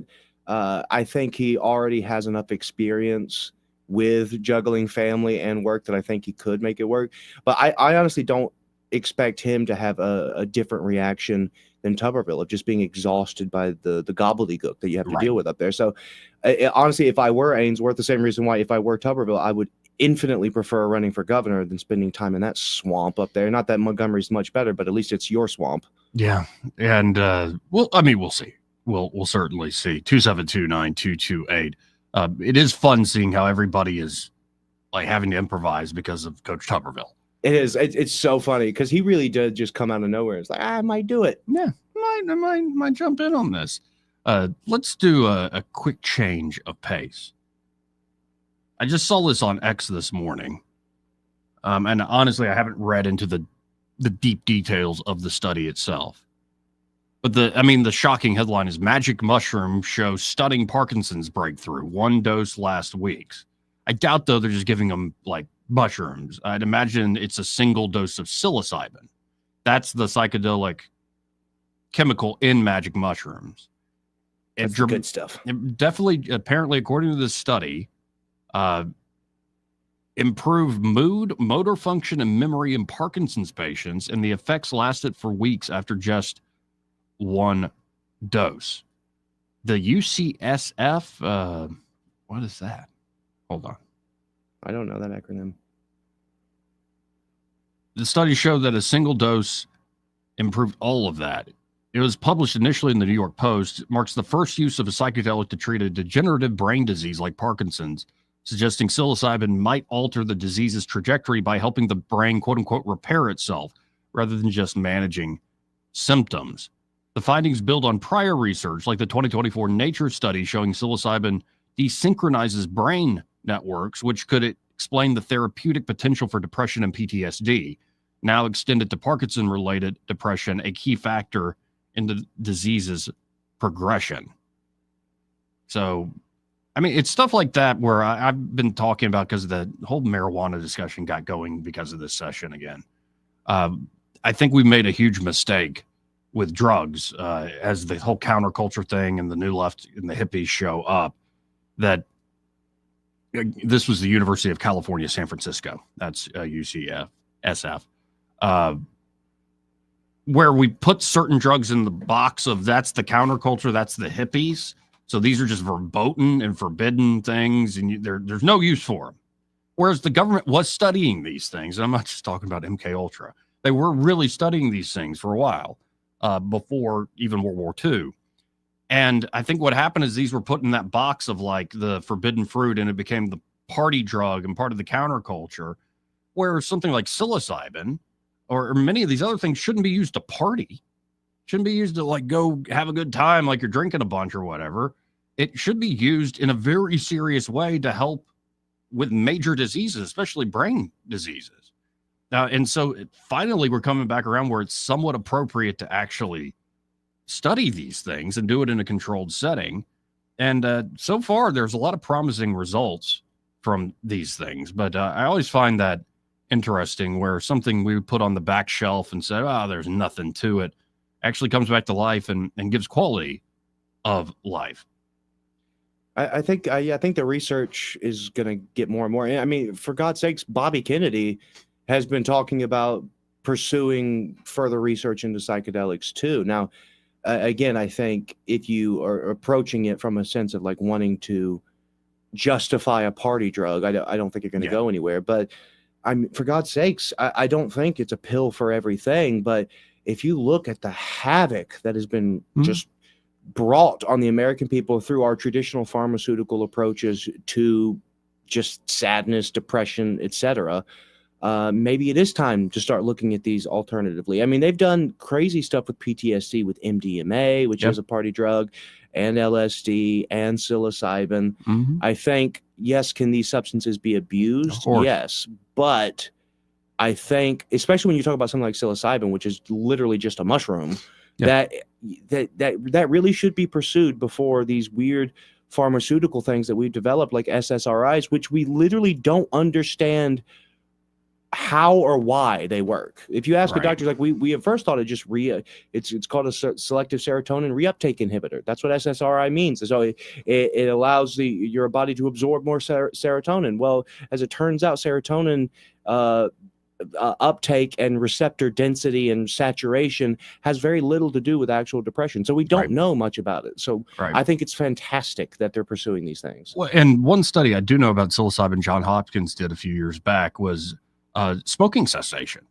Oh yeah, that's a big one. Like nicotine is in terms of chemical hooks, it's just the chemical reaction that you crave. It's up there with crack. Like it really is. Nicotine's one of the most addictive things, like just chemically, you could ever do. And I know from many years of experience, and thank God we found alternatives from like tobacco leaf. If you, I'm a big fan of the tobacco leaf, It but is nice. it's great. But if you read Malcolm X's autobiography, he talks about that. He had to, when he was arrested, he was a heroin addict, and he came off heroin when he went to jail, and then he later quit smoking when he converted to Islam. And he said that quitting smoking was harder. Well, and that's interesting though, that when he converted, he had a religious experience in conversion. He quit smoking. What they did at Johns Hopkins is they gave people a dose of psilocybin, knowing what we're trying to do here is stop you from smoking. And the people that, some people took it and they didn't really have that much of a big experience. But the people that had what they call an encounter with God or one with the universe, just some big spiritual breakthrough, they stopped smoking and didn't desire it ever again. It was very effective. Yeah, apparently that's a big thing with DMT and ayahuasca too, which I think the whole ayahuasca thing is just. And I think what it is it does rewire. It lets you rewire the brain and your normal thought patterns, which it's fascinating. Of course, much more study needs to be done. But it is a shame that these things were put in sort of this box of never touch it. And unless you're like want to be, screw you, man. I'm mad at mom and dad, so let me go do something crazy. Yeah, and I think it's also the intention of taking the substance, because you talked about it being like a party drug, and it probably shouldn't.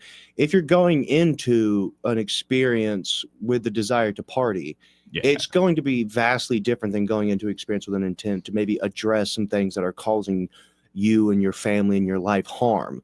So if you're like, man, I've really got some, say, traumatic experience, like something horrible happened to you, and I need to find, that's what PTSD is something horrible happens, and anytime you think about it, you are retransferred to that moment, and all of your synapses are going off, and you feel that the way that you did in that moment. That's why soldiers, something will happen, they'll smell a certain kind of cigarette, and it reminds them of a guy who clicked off a vest in Fallujah, and all of a sudden they're right back there in that moment. Well, to a much lesser extent, people have those things, and you can find a way to revisit those memories without it causing you to absolutely fall apart. Yeah, re-trigger the whole emotional response. And and again, it's like, listen, I don't think I'm the sober guy. I'm about to be 5 years sober next month. Yay, me.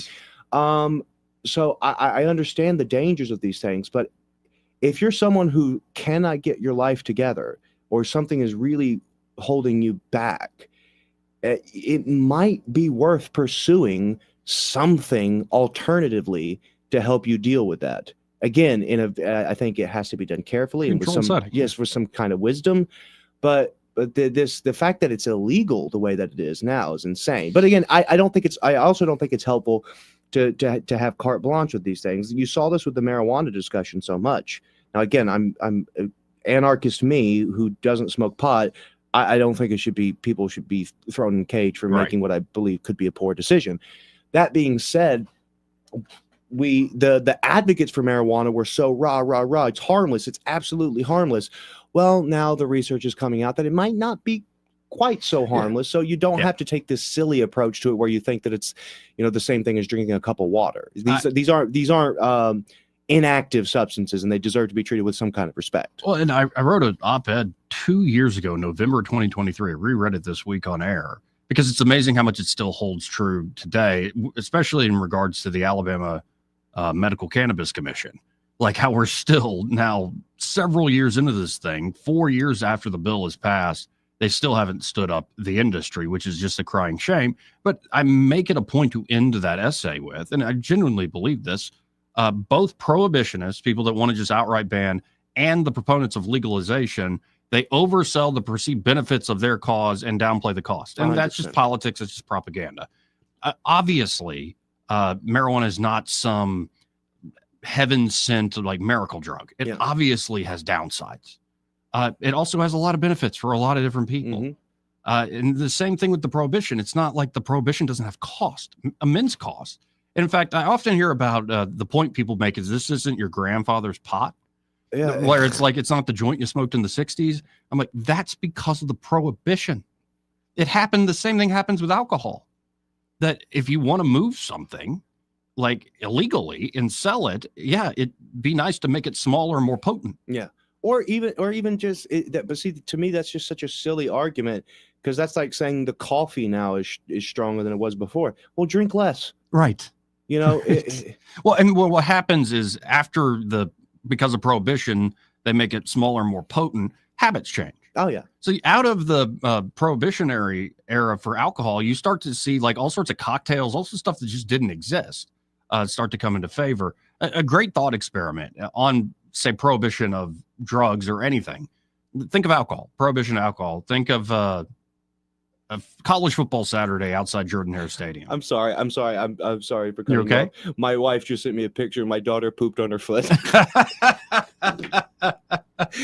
Sorry, I didn't mean to interrupt, but you saw me snickering, and I had to. Yeah, I was like, "What's going on?" That's adorable, and disgusting at the same time. FML. Yeah, when does poop stop being like adorable as a kid and start being gross? 6 months. So we're past that. Actually, the first week is the worst because they have that colostrum poop. Oh God, it's so bad. Anyway, so imagine you're at a college football Saturday at like Jordan-Hare Stadium, and you go around the tailgates. Most people, if they're drinking, not everybody's drinking, but most people, if they're drinking, are probably drinking beer. You got a few folks who are like, give me a whiskey and Coke or whatever. Yeah. You got to always watch out for the guys always drinking Long Island iced teas. Oh, dude, those will sneak up on you. Yeah, they will. Yeah, they will. Anyway, most people, like let's say 90% of people outside the stadium at the tailgates are drinking beer. Yeah. What happens when you draw an imaginary line around Jordan-Hare Stadium saying you can't have alcohol in here? A lot of those people who are drinking beer will start, especially you ladies, smuggling in very potent small bottles of all sorts of liquors, like into the bra, into the pockets, into the underwear, and so this is the effect. And you see this play out time and time again in these prohibition. That is so freaking true, dude, because whenever I would go into a theater or something where I wasn't supposed to, that Bacardi 151 came in real handy because a little dab will do you. Well, and then people get creative. One of my favorite stories, my uncle got to see yesterday. It was a very cold game against Ole Miss, Auburn against Ole Miss.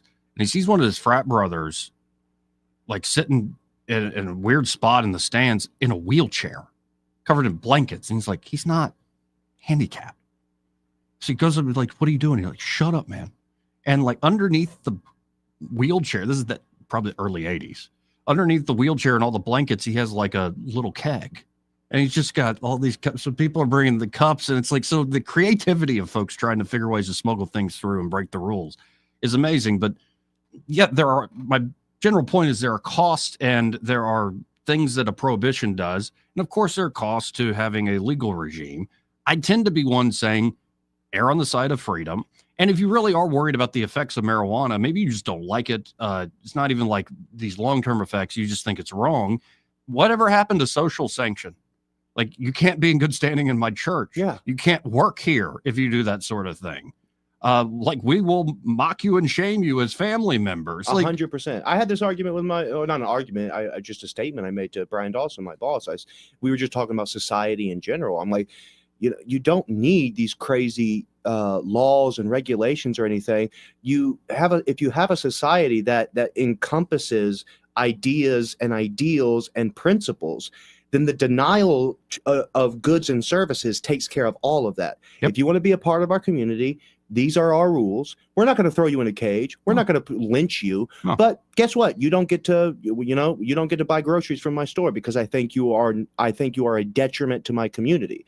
So, and same thing, and that's the whole point of the church. And this is, sorry to go on a bit of a rant here, but there's a principle that's sort of thrown around. It's called theonomy, where you believe that the law that God gave in the Pentateuch, the law that God gave to the people of Israel, has a general equity that can apply today. So you don't plant it root and stem, but you take the ideas and the principles. And most people look at the Old Testament law as being something very restrictive and mean and ugly and cruel. Even a lot. That's the opinion that people have. Man, that guy in the left side of the book was real mean. Even read all the way to the right end of the book, by the way. But so he's the demiurge. Yeah, but an interesting thing: drunkenness and intoxication was never criminal in ancient Israel. So my question to all these Christians that are that want to ban marijuana or ban alcohol, but it's like, okay, there's certain types of alcohol in the past, especially. It's like, okay, so are you telling me that you're stricter than God? I didn't know where that was going. I like it. I like your point. Well, no, it is because again, people look at me sort of askant whenever I make my position of decriminalization. Yes. So no, I genuinely don't believe that people constantly pursuing intoxication is good for society. And it's not good for them either. It's not good for them either. But that's the point of the church, and that's the point of a community, is to guide people into a better way of living and being more copacetic with the community. And if you refuse, then the community can ostracize you because we don't want you here. That doesn't require a state-run police force with guns to throw you in a cage for doing something that God, in the apparently most restrictive theocratic form of government ever, never said this is this is criminal. There's crimes and there's sins. The society and culture and everything is supposed to deal with both, but you don't let those lines get blurred. Not all sins are crimes. Right. All crimes are sins, but not all sins are crimes. And also, I was making the point earlier this week that the folks that talk about the downsides of marijuana, y'all would be a lot more persuasive if it wasn't the threat of the force of law constantly being thrown out there. Yeah. Your arguments should be able to stand on their own. They should be, compelling enough and persuasive enough to any reasonable person. Of course, there are unreasonable people, and they don't pay attention to any law you pass anyway.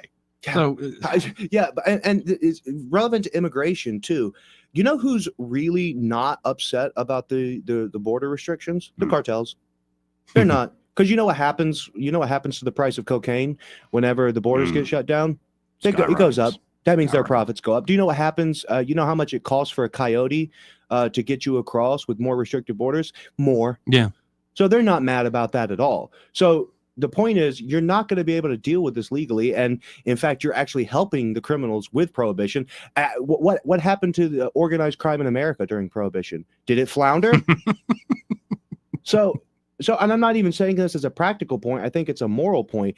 Let the churches, let communities deal with these issues, and get the people with guns out of it. Yeah. Stop making government bigger because now you want it. This is my cause, so now I want government to be big and bad and scary. But the second they try to tell you can't pray in schools or can't do this or can't do that, now you want to balk. No, and what is amazing, the state, especially the whole Dixiecrat tradition, the Southern Democrat tradition, it's very progressive, not in the sense of how we associate with that with the latest cultural things, but it's very progressive in the sense of we need to manage everything from a state level with all these sorts of rules and regulations and the force of law. And it's just, we have here, of course, a very conservative culture, but it's look at the early 20th century progressive. They're all about this stuff. Yeah. And so it's and interesting. Anti-war too. What happened to that? I don't even know. Hey, we got to hit a break first. This is part of the program brought to you by Montgomery Men's Health, and they're at Montgomery Men's Health. They're ready to help you fellas out. If you're feeling run down, tired, lacking motivation, energy, and drive, You're always tired, including after you go to bed, you wake up in the morning, you're still exhausted. Well, maybe your sleep patterns are all off. Maybe you're seeing unwanted weight gain, loss of muscle mass, no sex drive, no libido to speak of. Perish the thought. Oh, I know. Well, it could very well be you have low testosterone. And why not? If you're feeling this way, stop by Montgomery Men's Health. The providers there will conduct a testosterone-focused lab workup plus a consultation for only $99. And Montgomery Men's Health have low T treatments if that truly is your problem, and they can truly change lives. Men after treatment can experience higher energy, better gains in the gym. Brother. Better mental clarity, improved sleep patterns, a faster metabolism, and you usually even notice an increased libido. And you can actually book the same day that you call. That number, 440-3663. That's 440-3663. Or go to MontgomeryMen'sHealth.com to book your appointment today. Want to carry News Talk in your pocket? Download the News Talk 93.1 app from the App Store. Available on iPhone and Android. Never miss a moment. Download now. Let's face it, what our customers say about our business is the most important advertising tool. Here at Adams Drugs, we love our customers. We're here with Al and Amy Steinecker, Adams Drugs customers. Amy, please tell us how easy it was to transfer your prescriptions to Adams Drugs from the big box store. It was one of the easiest things I've ever done. I went into the pharmacy on Bond Road and spoke with the pharmacist and told him we had not been happy where we'd been and would love to transfer our prescriptions. And he said, I'll be happy to call them. And that was that. And now when I call, I just say I need to have a prescription filled. And it's just that simple. Al, what has your customer service been like at Adams Drugs? It's amazing.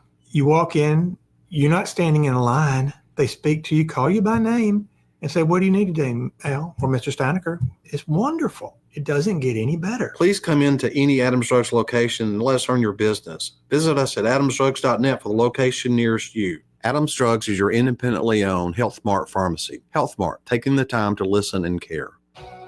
In May, it's time to save at Pizza Perfect. Get $3 off any large pizza. Pizza Perfect is known for its buffet, which includes pizza, as well as spaghetti, breadsticks, salad, dessert, and drink for only $13. The buffet is available Monday through Saturday for lunch and for dinner on Tuesday, Friday, and Saturday. This month, get $3 off any large pizza at Pizza Perfect on Coliseum Boulevard in Eastbrook. Available for carryout and delivery. Are you tired of the mainstream media's biased reporting? Do you want to stay informed on the news that really matters to you? Look no further than 1819 News. At 1819 News, we bring you the latest in Alabama news, politics, sports, culture, and more. We've assembled a team of journalists with Alabama values dedicated to the truth and the truth alone. Visit us at 1819news.com today. That's 1819news.com. Subscribe to our newsletter. Honest News, Alabama Values. This is your roving reporter, and today I am talking with an elk.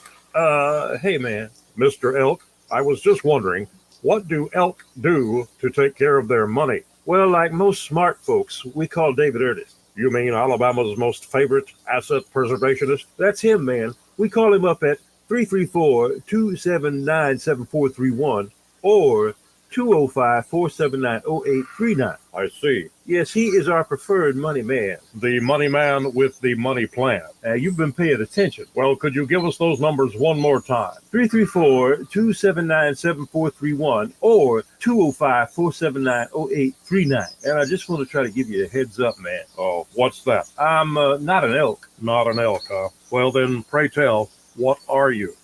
Knights of Columbus. I am not even going to make a comment. Well, the baby liked it. Hi, I'm Cheryl Woodward, account executive with Blue Water Broadcasting. Why should you advertise with us? Radio is an active medium. It can create immediacy, driving shoppers to a specific store, brand, or to take a specific action. Radio ads engage with the audience in a personal and unique way. Contact me, Cheryl Woodward, by going to bluewaterbroadcasting.com to find out more. Blue Water Broadcasting, local folks helping local business. This hour of news and views is brought to you by our good friends at Alabama Home Mortgage. Alabama Home Mortgage, 567-4223. Visit them on the web at myalabamahomemortgage.com. NMLS number 1586368.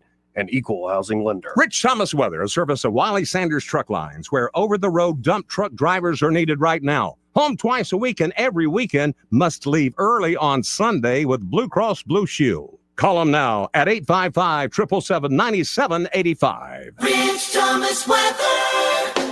Well, hi, everybody. We got a cold front on the way that's going to bring some changes to our weather pattern. There's a risk of some spotty scattered showers and thunderstorms today, and certainly a better chance by late this afternoon, this evening, and tonight. High today, 84. Low tonight, 64. Showers and thunderstorms become likely just about any time on Saturday. High in the upper 70s. The showers and storms fade out and move out Saturday night late. Back to sunshine on Sunday with a high temperature up to about 77. Then downright cold Sunday night into Monday night with the morning lows on Monday and Tuesday down to about 50. It'll be a big change of climate. From the Blue Water Weather Center, this is Rich Thomas. Live local talk. The River Region's most trusted voice for news and opinion. News Talk 93.1 FM WACV.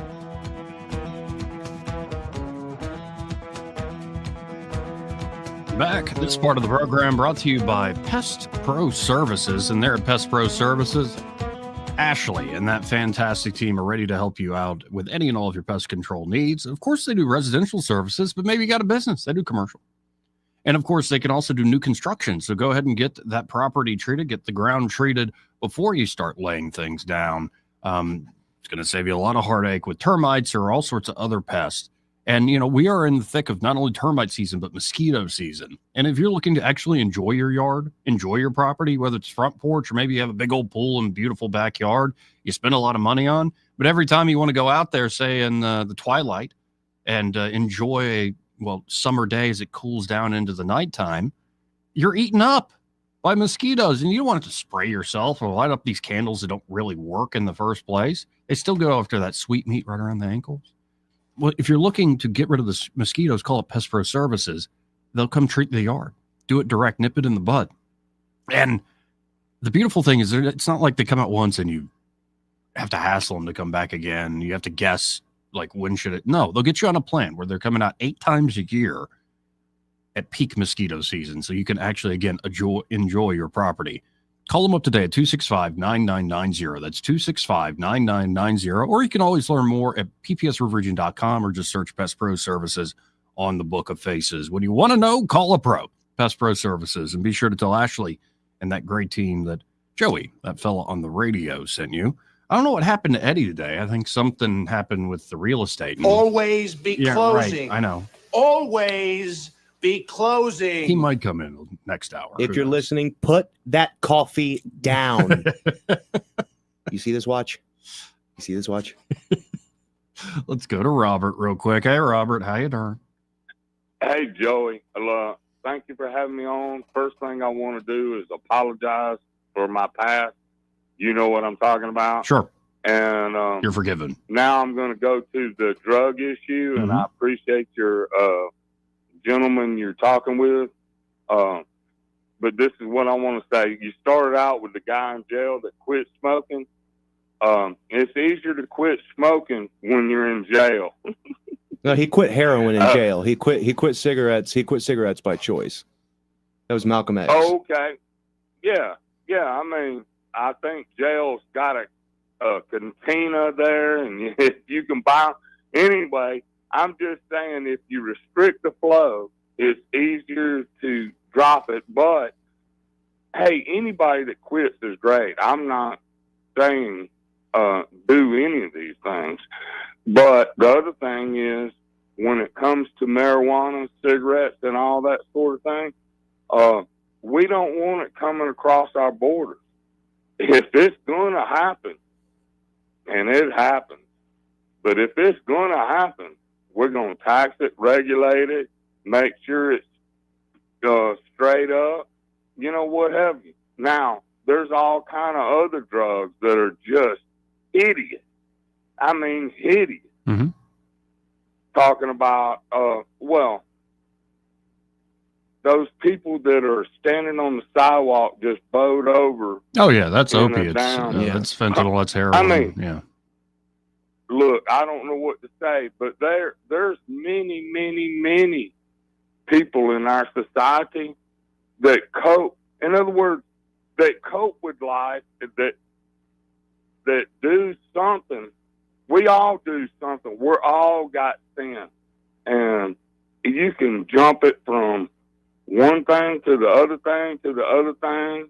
You know, I could talk about sexual or transvestite, you know. I'm not trying to get into everything. But what I mean is, if you're going to have a country, you have to have borders. I agree with Donald Trump. Demand or no demand, you're not coming through this border, right? If there's going to be demand, you better get it from one of these places in California or whatever, you know? Well, but I see your point, Robert, and I appreciate the call, man. Hey, take it easy, buddy. Later. See ya. 272-9228. It's 334-272-9228. Eddie has a post he just put out saying, what do you do when someone calls you to look at new land listing, but you were planning on doing radio all day? You get your snake boots on and say, see y'all at the land. And he's wearing one of those pool liners today too. Of course he is. Yeah, he has a very consistent wardrobe, that Eduardo. These snake boots, though, that's a fashion statement unto itself. Eddie, you should just wear those into the studio. I agree. He almost stepped on one the other day. I think he's a little paranoid. I saw that. I don't like snakes, man. Me neither. There is something primordial about that. Yeah, there is. I've had to, there are two things. Well, I had like bizarre fears from growing up. Snakes was one of them. Chickens was another one. I got spurred when I was like 6 by a rooster. And so it's taken some work for me not to be freaked out by chickens. They're still weird creatures, but yeah, snakes freak me out, dude. Have you done the trick with the head, like where you hold the body and move it, but the head stays like completely level and in the right position? No. If I'm touching a chicken, I'm typically trying not to just throw it in the air and scream like a girl. Yeah, I've never had to mess with chickens. I don't know. They feel weird when you pick them up because they like their feathers are so you kind of just sink into the feathers, and it's just a very weird texture. They're tasty. That's the only reason they're still around. We would have eradicated them a long time ago. They are tasty. No, and it's kind of like it's created to be eaten. Yeah. Like there's no other purpose for these things. It's it's like it's a bird. Oh, well, it must be hard to catch. They can fly. No, they can't. No, can't. Flightless. They're dumb. They're really so dumb. And they're so delicious. And they're so versatile. They're the potato. They are living, breathing potatoes. Yeah, you can do fine dining. You can go get some fried chicken too, down on gas station side of the road, and that's still going to be good chicken. And if you're real, you can take the feet and pickle them up, and they've got a nice little texture to them. I don't know about that. And you take the bones and make a delicious soup. It's like they're so versatile. Anyway, we got to hit this last break of the hour. Michael Cohen after this. First, though, this part of the program brought to you by Alabama Home Mortgage, and they're at Alabama Home Mortgage. Kim Williams and Madeline Cannon are ready to help you, whether you're looking to purchase a home and you need to get pre-approved. You got to start with that first step, purchasing that home. And of course, they'll walk with you every step of the way from pre-approval all the way to closing day, or you're looking to refinance that current home. Could be credit card debt is just piling up. You're barely making minimum payments. You got to do something. Well, if you've equity built up in your home, they can help you. We'll get your situation right, your financial footing a little better. And of course, maybe you've hit retirement age and you want to lower that monthly overhead. They recently saved one of our great listeners $400 a month. That's real money, folks. So if you're looking, again, to refinance or purchase a home, work with Alabama Home Mortgage. Call up Kim and Madeline today at 567-4223. That's 567-4223. Or you can always apply online if that's how you want to do it at myalabamahomemortgage.com. There is a difference in mortgage companies.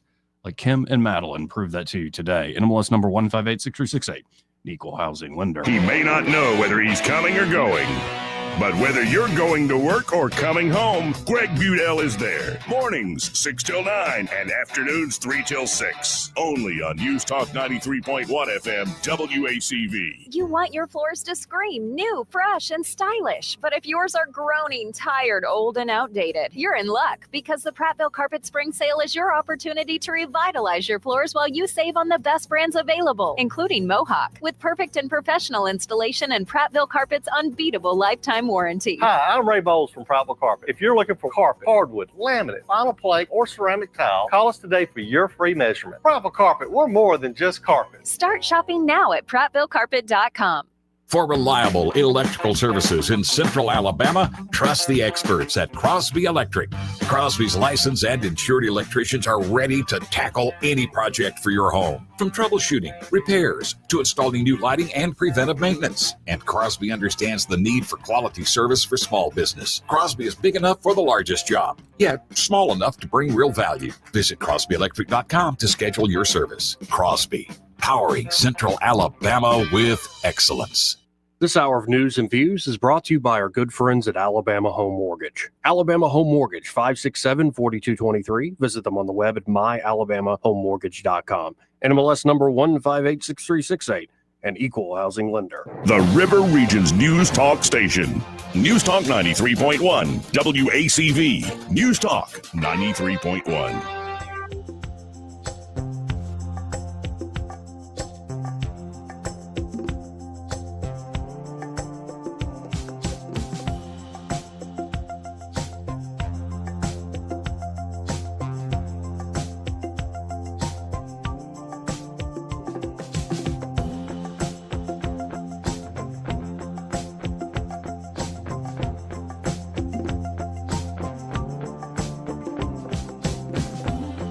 Joey Clark.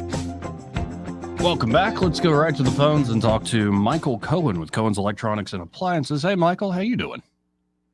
Hey, I'm doing great. How are y'all? Oh, we're doing Or all right. you? Well, Craig There Monger's is no here. y'all. I'm not alone, thank Oh, okay. God. Okay. But you're I'm right. glad you're not alone. No It's Eddie very today. scary out there. It's so difficult talking for 3 hours. So difficult indeed. Hey, what's the score there today at Cohen's? Today the score is 35-7. It's been good. Michael Jackson had a interesting call the other day. So he has to go out and he has to put some cameras in. And these people have already had their home spray foamed.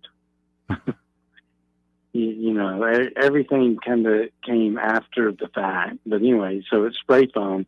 He's in there. He's got his glow rods, trying to fish his glow rods through the spray foam. Anyway, I don't know how he did it because unlike a normal wall that's got the bad insulation, he can, you know, it's kind of got some flexibility. And if you cut a hole, you can kind of stick your hand in there. Well, on spray foam, there is no place there's no wiggle room in there. It's all fixed. But anyway, he was able to get the 3 cameras installed and 1 extra wire ran for the customer, which to me was just utterly amazing because so many people would have just said, it's spray foam, I can't do it. But anyway, he persevered and got it done. Well, and folks, it really is that extra service that makes a difference. Oh, y'all have great products and y'all can do price matching, of course, Right. with any of the big box stores, but it's not like Sony and Samsung make different things. To me, the difference really is I've seen them in action, as you just described, Michael Jacks. And knowing that I could call y'all up at 277-8890 too, if I ever want to add something down the road or maybe want to move something around or if an issue comes up, y'all are going to entertain it as opposed to some of these major chains. Well, and that's right, because it is all about the service. I wish I could say that Sony, Samsung, Whirlpool, whoever is building better stuff for us and giving crap stuff to the big box stores, but if it's the same model, it's the same product, and which is why we have to be competitive on the front end, but, you know, we still want to take care of you on the back end. So, folks, you can always shop from home at thinkcohens.com. That's thinkcohens.com. Or just stop by the Boulevard. I think that's the best way to do it. Get to know these folks at 2515 Eastern Boulevard here in Montgomery. They're open 9 to 6, Monday through Friday, 9 to 4 on Saturdays. And find Michael and be sure to say, hey, I heard you on the radio with that Joey fella. And if you're really wondering, like, what do they mean by the score? Well, we explained it the other day. I don't think we need to again. If you really want to know, just go find Michael and ask him in person. What do y'all mean by the score every day? That's right. There you go. Yeah, y'all come see us, ask us some questions, let us ask you some questions, and let us help you make the right choice for whatever your needs are, whether it's appliances or electronics. Well, appreciate it, Michael. Have a good weekend. All right. Have a great weekend. You too. Final hour coming up. Broadcasting from the Riverside Chevrolet Master Control Center, this is WACV Cusana, News Talk 93.1 FM. When it's Chevy, it's Riverside. With SRN News, I'm John Scott. Organizers of an aid shipment say drones attacked a vessel carrying the aid to Gaza while it was in international waters off Malta. Malta said no injuries were reported. A 7.4 magnitude earthquake strikes off the southern coast of Chile and Argentina, according to the United States Geological Survey. Chilean authorities issued an evacuation alert for the entire coastal section of the Strait of Magellan in the far south of that country. As nuclear talks between Iran and the U.S. will continue, Israeli Prime Minister Netanyahu said he would favor a strict diplomatic agreement similar to Libya's deal in 2003 to destroy its nuclear facilities and allow inspectors unfettered access. On Wall Street, all three major indexes up more than 1%. This is SRN News. Financing a home, especially in today's market, is one of the biggest decisions you'll make for your family. Work with a mortgage company that puts you first. I do. Work with a lender founded on biblical principles like do unto others as you'd have them do unto you. I do.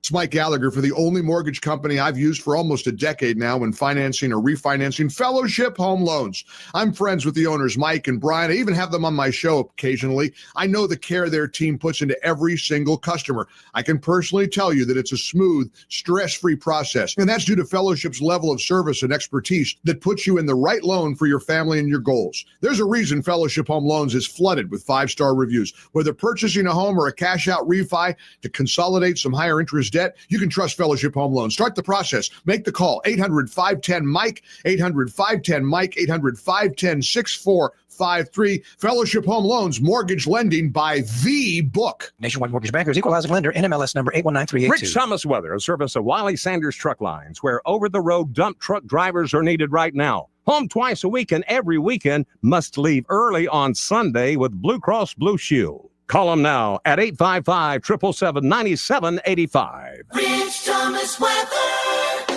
Oh, hi, everybody. We got a cold front on the way that's going to bring some changes to our weather pattern. There's a risk of some spotty scattered showers and thunderstorms today, and certainly a better chance by late this afternoon, this evening, and tonight. High today, 84. Low tonight, 64. Showers and thunderstorms become likely just about any time on Saturday. High in the upper 70s.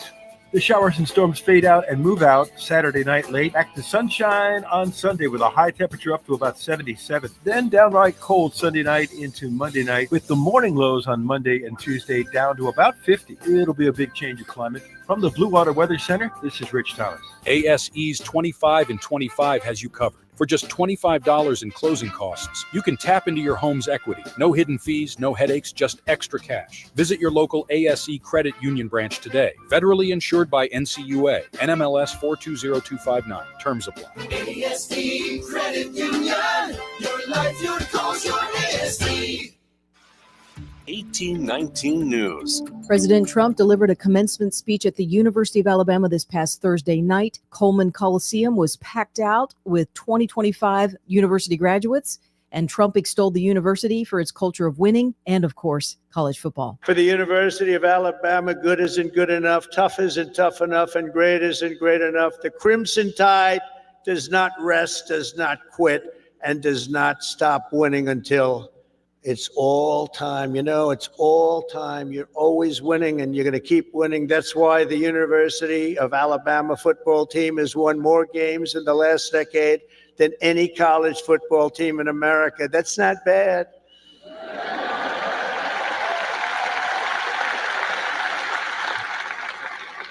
And it's why last fall you beat Auburn for the 5th year in a row. That's not bad. The University of Alabama has a brand, and that brand is winning. I'll be back with more Alabama stories after this. Did you know that 70% of people experience a potentially traumatic event in their lifetime, and that 6 out of every 100 adults face PTSD every day? Help us bring hope to these survivors by signing up for your Alabama Distinctive PTSD Awareness license plate today. The great thing is you can sign up no matter when your current plate renews, and the first year is complimentary. All you need is your VIN number on hand. Drive awareness, drive hope, and customize your plate today at ease.org. An employee at the Spring Hill Medical Center in Mobile has been arrested for making a bomb threat to that very same hospital. The threat was reported on Thursday morning, and after an investigation, it was determined that the call came from within the hospital. 32-year-old Elizabeth Marie Bass has been identified as the person making that terroristic threat. I'm Andrea Tice. For more news affecting Alabamians, go to 1819news.com. And while you're there, subscribe to the daily newsletter. This hour of News and Views is brought to you by our good friends at Cole Plumbing, 279-8919. Cole Plumbing is number one in the number two business. You don't have to dig a hole. They have proprietary pipelining technology. Ask them about their tankless water heaters. Remember, when you have trouble with your bowl, call on Cole.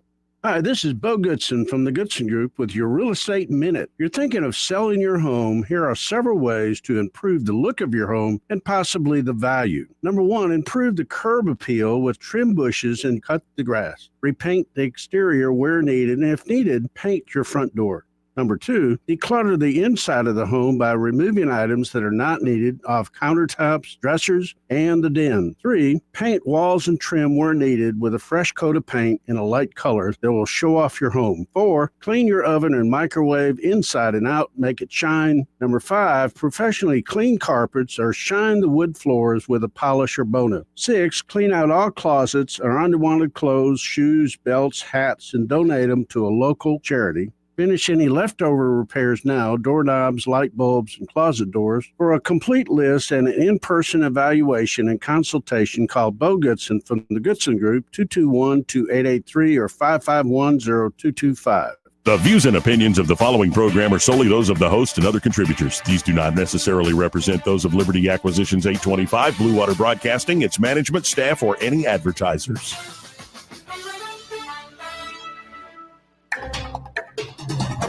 It's time for Montgomery's conversational radio show. It's News and Views on News Talk 93.1 FM. To join the conversation, call 272-9228.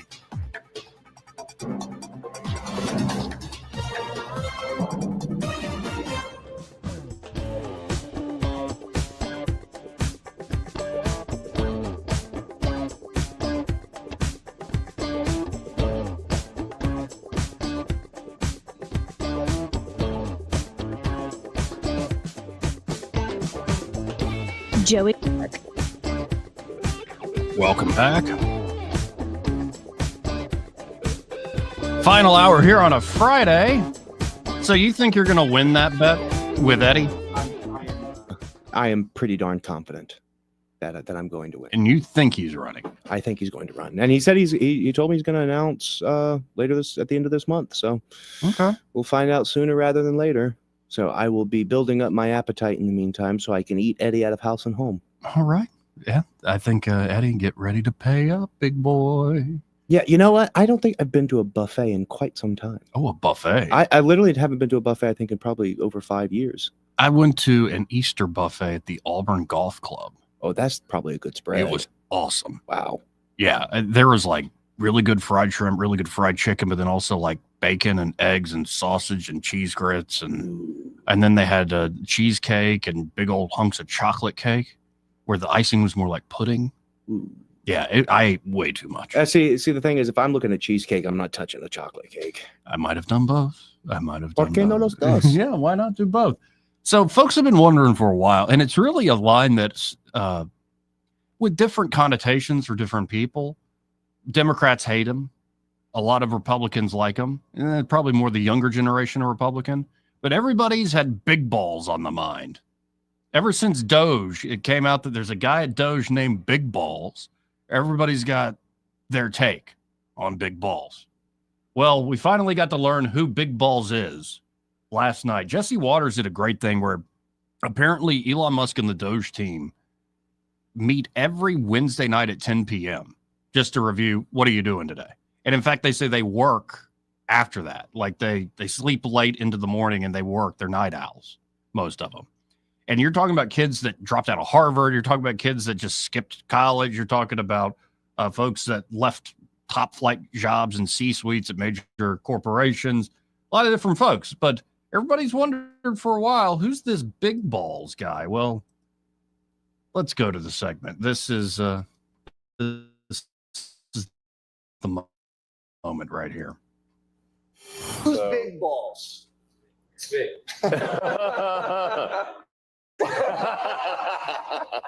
Why do they call you big balls? I just said as my LinkedIn username. Okay. Well, people on LinkedIn take themselves like super seriously, and they're pretty adverse to risk. And I was like, well, I would be neither the same. So I said.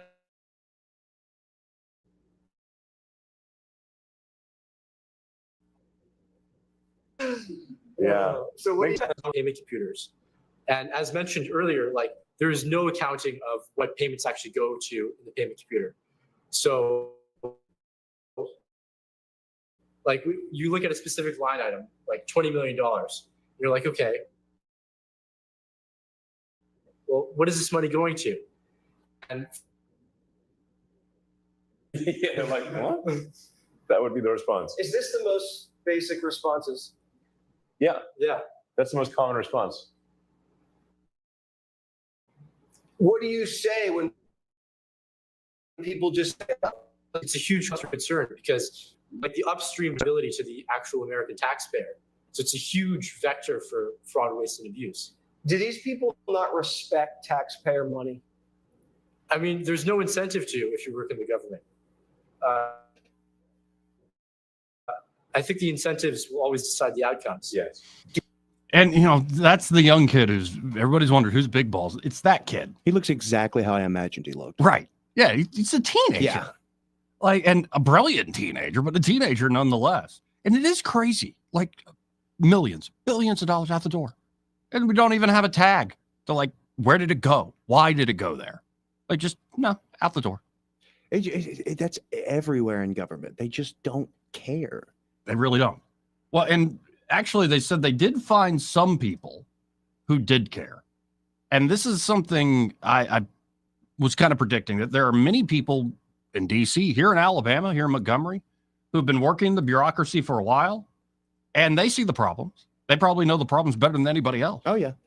Because, they work there. And yet there is no incentive for them, even if they want to fix the problem, to actually speak up, poke their head out from the crowd, or they're done. Like if you mess up the system will mess back. But because of Doge, they very quickly found some folks willing to play ball. Do good people come up to you and say thank you for doing what you're doing? Absolutely. There are people in the State Department that will stop you, or all of the agencies that we've been to, that'll stop you in the hallways or write emails and say, I was scared to write this, or I don't know if you're interested in this. But they usually have great ideas. And if they often have the best ideas because they've worked in the places and they've been stifled by the bureaucracy for so many years. So one of the great things that, at least in my experience, and we listen to them and empower them. So yes, in fact, I'd like to emphasize that because we'd like to just give a big thank you to all the government employees who are helping reduce the waste and fraud, because this is, we really couldn't do it without you. There you go. And Rubio, by the way, is the one who tweeted that out. What's the deal with Rubio wearing all these hats? That's the running meme now. The Rubio's been cloned, and eventually Rubio will be Pope. That's my favorite meme right now. That is by far my favorite, that Rubio's going to be named Pope. Man, it's amazing. I haven't heard anything about Conclave. What's the scuttlebutt? I think May 8th is the date that's in my mind. Okay. When it'll start. And I keep telling folks, nobody knows. Even the guys in the know don't know until they get in there. Yeah, I mean, but the problem is the College of Cardinals has been stacked with a lot of of Francis's acolytes. A lot of folks say we're primed for an African pope, and usually the older Cardinal Sarah, looks like Sarah, but Cardinal Sarah, he is very conservative by Catholic and just political standards in general. African bishops are the most conservative ones. Now, there's one, though, who's in his, I think, late 40s, 50s that Francis put in there, who's a little more progressive. Well, I mean, that's Francis' modus operandi. I mean, he, the old Jesuit in him, kind of comes out. I mean, what do you feel about this idea I've been kicking around for a while, at least this week since the Pope died, that even if you're not Catholic, you could really give a damn. You don't respect the authority of the Roman Catholic Pope, especially the claims of Vicar of Christ on earth and all this. Isn't seeing a Pope die, seeing all the heads of state show up there, seeing the conclave go on and everybody speculating, okay, who's going to be the next pope. It reminds me of like when Queen Elizabeth dies and now King Charles was put in. Yeah.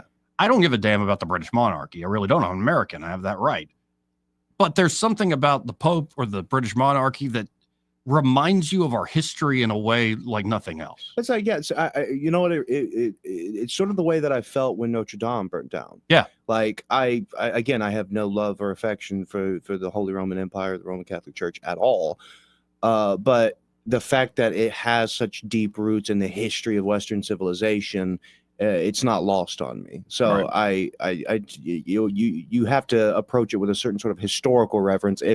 If you don't have the spiritual reverence that Roman Catholics by nature would have, then you should have at least a cultural or historical reverence for the fact that this is a very long-reaching institution that has played. If you don't understand the importance of the Vatican and the Pope in geopolitics for the past, well, let's say 1,500 years, then you really don't have a good understanding of anything. And again, you don't have to be Catholic to look at what, say, Pope John Paul II did to help end the Cold War and free people in Eastern Europe. It's a remarkable story, especially Poland. It's really just truly remarkable. So they can play an outsized role, and I always do appreciate that they're the voices for peace when most people want to go fight. Most of the time, not all the time. There's certainly times in history where the Pope's like, yeah, let's go fight. But we'll see. By the way, somebody recommended to my grandfather, one of his friends, watch the movie Conclave. I've heard about that, and I just want to. I've only heard bits and pieces, and I saw it on Prime, and I might watch it. Put together really well. Like, it's a great suspense thriller. How do they say it? Ralph Fiennes is the main protagonist, who's the manager of the Conclave. A star-studded cast, all beautifully acted, shot in a suspenseful way. The ending sucks. I'll just leave it at that. I don't even want to spoil it for you, but it's just like, really? We built up to all of that? Well, see, the thing is, this is what I heard, so if I'm spoiling it, close your ears, audience. I heard that the final person that they select to be Pope at the end of the movie turns out to be trans. Yes, but I'll just spoil it. Whatever. Hermaphrodite? Transsexual. Okay. That didn't know until their appendix burst when they were like in their 20s after they had been brought in. Okay. All right. It looks like a dude just had a uterus. And I'm like, wait, all this like build up, it really is a beautifully shot, really well done, well written movie. And then it's like, really that? Yeah, you know what that reminds me of, even though I haven't seen it. It's reminds me of the Da Vinci Code, the movie, because the story and the cinematography and the acting of it is wonderful, but it's tied into such a garbage piece of duty historical nonsense thing where I'm just like, man, if you had applied this to something that was actually like true or realistic, or tie in this false story.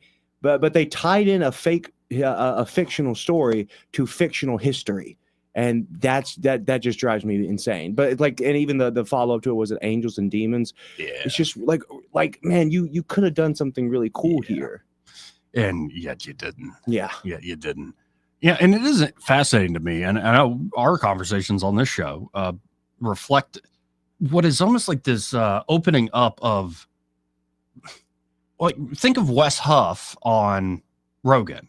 Is biblical scholarship and the controversies and arguments and the apologetic, it's like gone mainstream. Oh, yeah. And I think it's a great thing. You see denominations debating with one another. You see, of course, still agnostics and atheists debating with folks. But I really do like the agnostics and atheists that aren't coming at it with the zinger sort of gotcha stuff. It's more like, no, this is an odd. John the Baptist plays a very interesting role. And here's all these other things, like why in the Gospel of John did they say explicitly John is not the light? So it helps people, I think, kind of stretch out and think through their faith and understanding. Well, the problem is like the best Christian apologists that do the best debates, they sort of miss the market for the most part. So when I was doing like truck driving, for instance, I used to listen to debates all the time. And there's one particular man by the name of Dr. James White, who is incredibly intelligent, knows the church history better than anyone I've met, knows the biblical languages better than anyone I've ever seen. And he would debate Roman Catholics, he would debate Mormons, he'd debate atheists. He almost debated Hitchens, but that was towards the end of his life. And so we were scheduled to debate, but Hitchens' health sort of declined. So he ended up debating, I can't remember the guy's name, but he debated Dan Barker from the Freedom from Religion Foundation, who's a very intelligent man. And so, yeah, I was so into it, and most people didn't spend time watching these very, very interesting and pivotal debates happening. And now you have sort of the new guard coming in, and people like Wesley Huff, he's very good, but there's a lot of people that kind of just suck. I agree with that. On whatever position where they're not as heavyweights about it. Well, it's like this new Zoomer influencer thing that's kind of melded with Christian apologetics in a way that very often I don't like. But no, I completely agree with you. The fact that these conversations have become mainstream, because back in those days, in the Hitchens days, the Christians were sort of fighting defensively because atheism was really popular. Right. You had Sam Harris, and you had Hitchens, and you had Dale Dennett. They would, what was it, and him and Dawkins, the Four Horsemen. Yeah. So they were sort of seen as silly simpletons. Well, now the culture has shifted in such a significant way. People realize maybe we shouldn't have shucked off all of these trappings and remnants of our history. There might be something more to it. And I think it made some of the, in particular, Christian apologists a little sharper. Oh, 100%. Like you gotta actually defend this, and not just like have the facts necessarily on your side, but have the rhetoric, have the ability to really take on everything that might be thrown your way and do it with style and hopefully with grace. So it's the one thing I'll do deep dives on that my grandfather doesn't really like to watch with me, because he's like end of life. He's been a devout Catholic his whole time. He's like, why does any of this matter? And that's a kick I've been on. It's a story that keeps sticking with me. Of course, Thomas Aquinas, the Summa Theologica, hundreds and hundreds and hundreds of thousands of words, all these different arguments, trying to reconcile faith and reason. He's about to finish it. And as an old man, he is struck by a religious experience in Mass to where he realizes everything I've done is straw compared to this revelation I just had. And so he stops.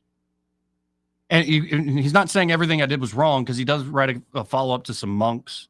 And he's on his way to one council to help give his advice. But he realized all this trying to think it through and argue it through, and it's like nothing compared to the revelation and the actual experience. And that's what I find fascinating. For all the debates that can be had, it's often something that's very difficult to put into words, that shifts and shapes people. And maybe the conversations will lead to those sorts of moments. But don't underestimate that sometimes you're on the road to Damascus and you're just struck to change your life. And that's one of the more powerful things that could ever happen. I agree. And, Aquinas, he's obviously, you can't not recognize his contribution to just the Christian church in general. He had a lot of problems, mainly because of the sort of the focus on the mystic side of it, and everything. But yeah, there's actually a tremendous resurgence in Protestants who really value Aquinas and natural law.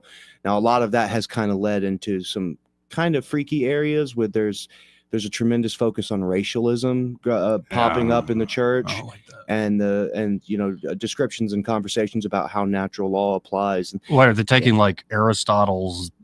Certain people are natural slaves. Pretty much. Yeah, that's awful. And he didn't even mean that in a racial way. Well, no, he didn't. Again, Aristotle would not be able to comprehend our analysis of race the way that we think of it now. The same way as societies. That's why when I watched that, I tried to watch that Netflix thing on Alexander the Great, and they tried to make it like a gay love story. I'm like, that's not even close. So it's always silly when you try to get into that. But yeah, the racialism stuff is becoming a bit of a problem in the church. And actually, the gentleman that I just told you about, James White, he has an upcoming debate with someone who's got a lot of traction on social media by the name of Corey Mahler, who is a Nazi apologist, straight up loves Hitler, like really loves Hitler. He has a podcast that's growing in popularity. And the premise of the debate is, can blacks be sanctified in the same way as whites? Well, my answer would be obvious. You'd think, but these are people that have these ideas, right? And they have to be debated. They have to be taken on. This is the problem with the what's happened with the internet and the suppression of information. That people all of a sudden they grab onto anything they can find, and anything that goes contrary to that opinion they just dismiss as propaganda or lies or whatever. I mean, that's why there's a resurgence in Holocaust denial. Well, and one thing, especially this week, it really started hitting me, especially the fallout from the whole Douglas Murray, Dave Smith debate. And lately the hits against Steve Witkoff that Douglas Murray did and the New York Post did. And it's just like, oh, y'all aren't actually serious on taking on the new Hitler people or the anti-Semites or the racists out there, all sorts of other weird things. Y'all are just using that as a smear to go to another war. Yep. That drives me up a wall because you're not even taking the problem you're sitting there proclaiming seriously. Well, they're doing the very thing that created the problem that they're complaining about, which is denunciation and shame, and just like almost like a de facto, like we assume these things are true, and if you deny them or question them, or even you don't, and we can just accuse you of doing so as a way to silence you. Well, those people become disenfranchised, and then they go to people that are willing to have these conversations, and they deny any evidence to the contrary because the evidence to the contrary is coming from the people that have tried to shame them. Mm-hmm. So Douglas Murray really has not done himself any favor. He didn't do himself any favors in the debate itself, and he hasn't done any favors in the aftermath. Yeah, and it really did kind of click in today. I'm like, or this week. I'm like, yeah, you're just using this to try to stump for bombing Iran. Well, that's the thing. When Dave Smith debated Dennis Prager, while I think Dennis Prager is wrong on a lot of things, I didn't think he was a dishonest hack. Oh no, Prager is very straightforward. He's very, very straightforward, very true to himself, and he believes it. It's like, okay, fair enough. Douglas Murray it seems like he's just trying to shill for bombing more people and starting another war, and thank God it looks like Trump is eased up on the Iran talks. But for God's sakes, man, stop tweeting about maybe bombing a foreign country. Well, I think Trump gets to have his cake and eat it too, in the sense of everybody believes he would actually bomb Iran. Yeah.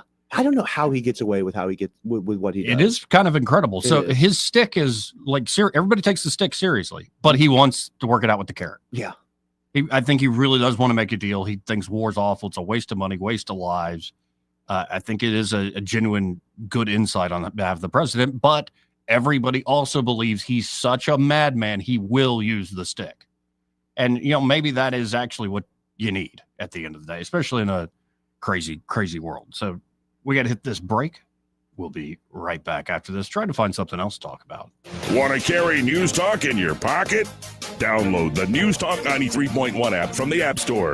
Available on iPhone and Android. Never miss a moment. Download now.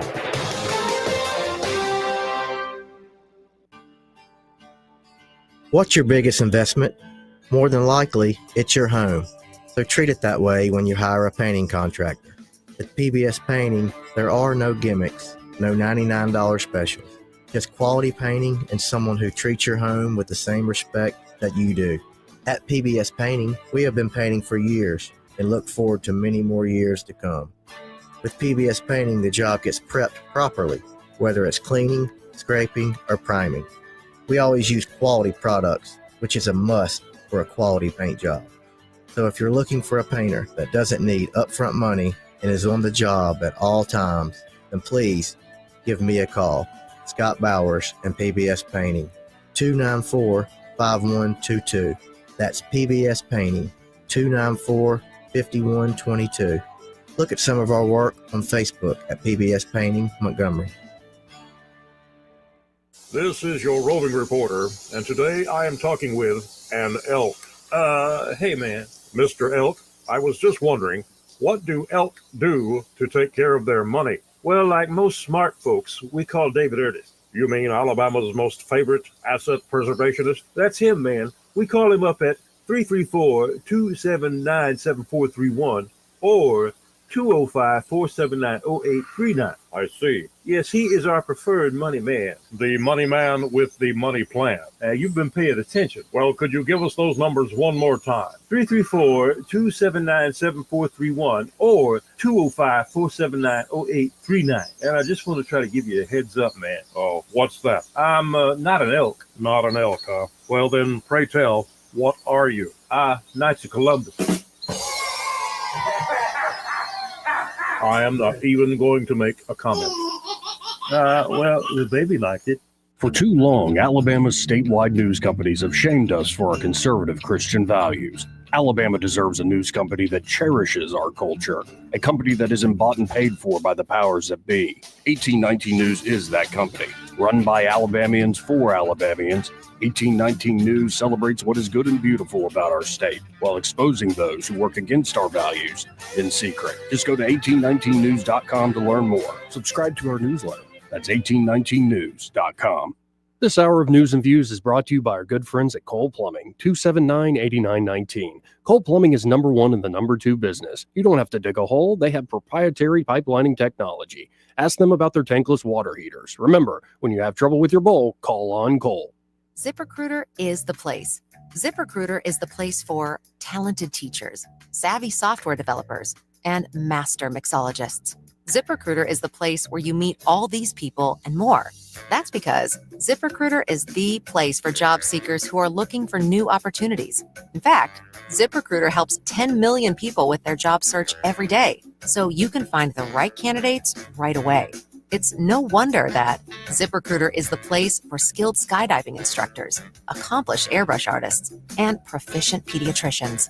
But if you're not using ZipRecruiter to hire, you're missing out. ZipRecruiter is the place that's so confident it can make your hiring easier that it lets you try it for free at ZipRecruiter.com/radio. So if you want the right candidates for all your roles, ZipRecruiter is the place to go. Try it for free at ZipRecruiter.com/radio. That's ZipRecruiter.com/radio. Never miss out on great candidates with ZipRecruiter. Hey there, this is Hannah Grantham with Forest Meadows Homes and Land. And since my partner Eddie Bader and I started advertising with Blue Water Broadcasting, we've seen the results from it daily. Blue Water Broadcasting has become a second family, and I recommend them to anyone looking to advertise their business. Our advertisers are our biggest advocates. Call us to find out how radio can increase your bottom line. Blue Water Broadcasting, local folks helping local business. This hour of News and Views is brought to you by our good friends at Cole Plumbing, 279-8919. Cole Plumbing is number one in the number two business. You don't have to dig a hole. They have proprietary pipelining technology. Ask them about their tankless water heaters. Remember, when you have trouble with your bowl, call on Cole.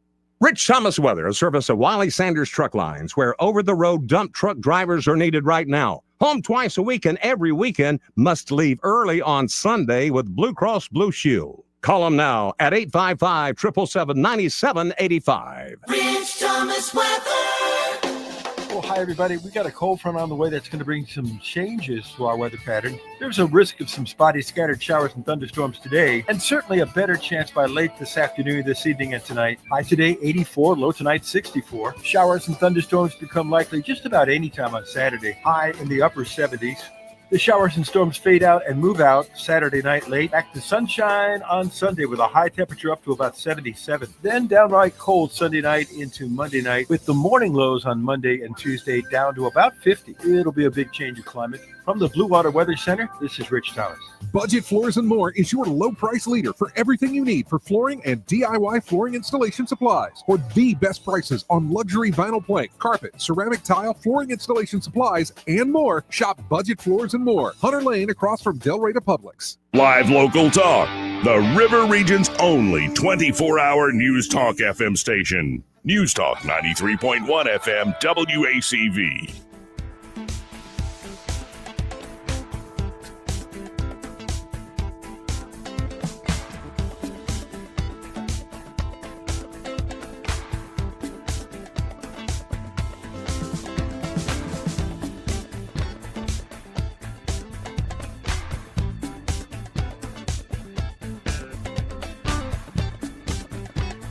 Joey Clark. Welcome back. Oh my. Oh my. Eddie Bader's here now. Hey, buddy.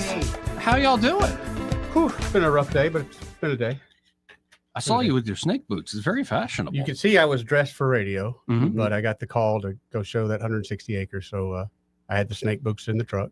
I sent you a picture of me. I thought I looked very sexy in those boots, but the reaction I got from I didn't others- want to admit it, but it's true. Well, the reaction I got from others were not so much. Oh, really? Yeah, they People called have it no a- sense of style. That's what I thought. All right, no taste. Why would you want to cover up those delicious dad calves, though? Well, the main reason was you saw the video that Yeah. We were talking Mr. No about that. Shoulder. So this land I went and looked at, they already killed, and I know it could be anywhere, but they killed like a 6-foot rattlesnake there. 6-foot rattle? Yeah, a little while back, and so Timber and granted, or my diamondback? boots only come up to my calf, so certainly that But anyway, I felt like I only got one warning, so I went and bought boots that day. Was it a timber or a diamondback? Timber. Oh man, timbers freak me out. I don't know why they're more scary to me than diamondbacks, but when I was a kid, I was like maybe 15, and I was weed eating, and it was one of the blade weed eaters. So I was going through heavy brush, and so I just put my foot on a log, and I'm sitting there going, and my leg kind of just shifts, and then I look over at the log, and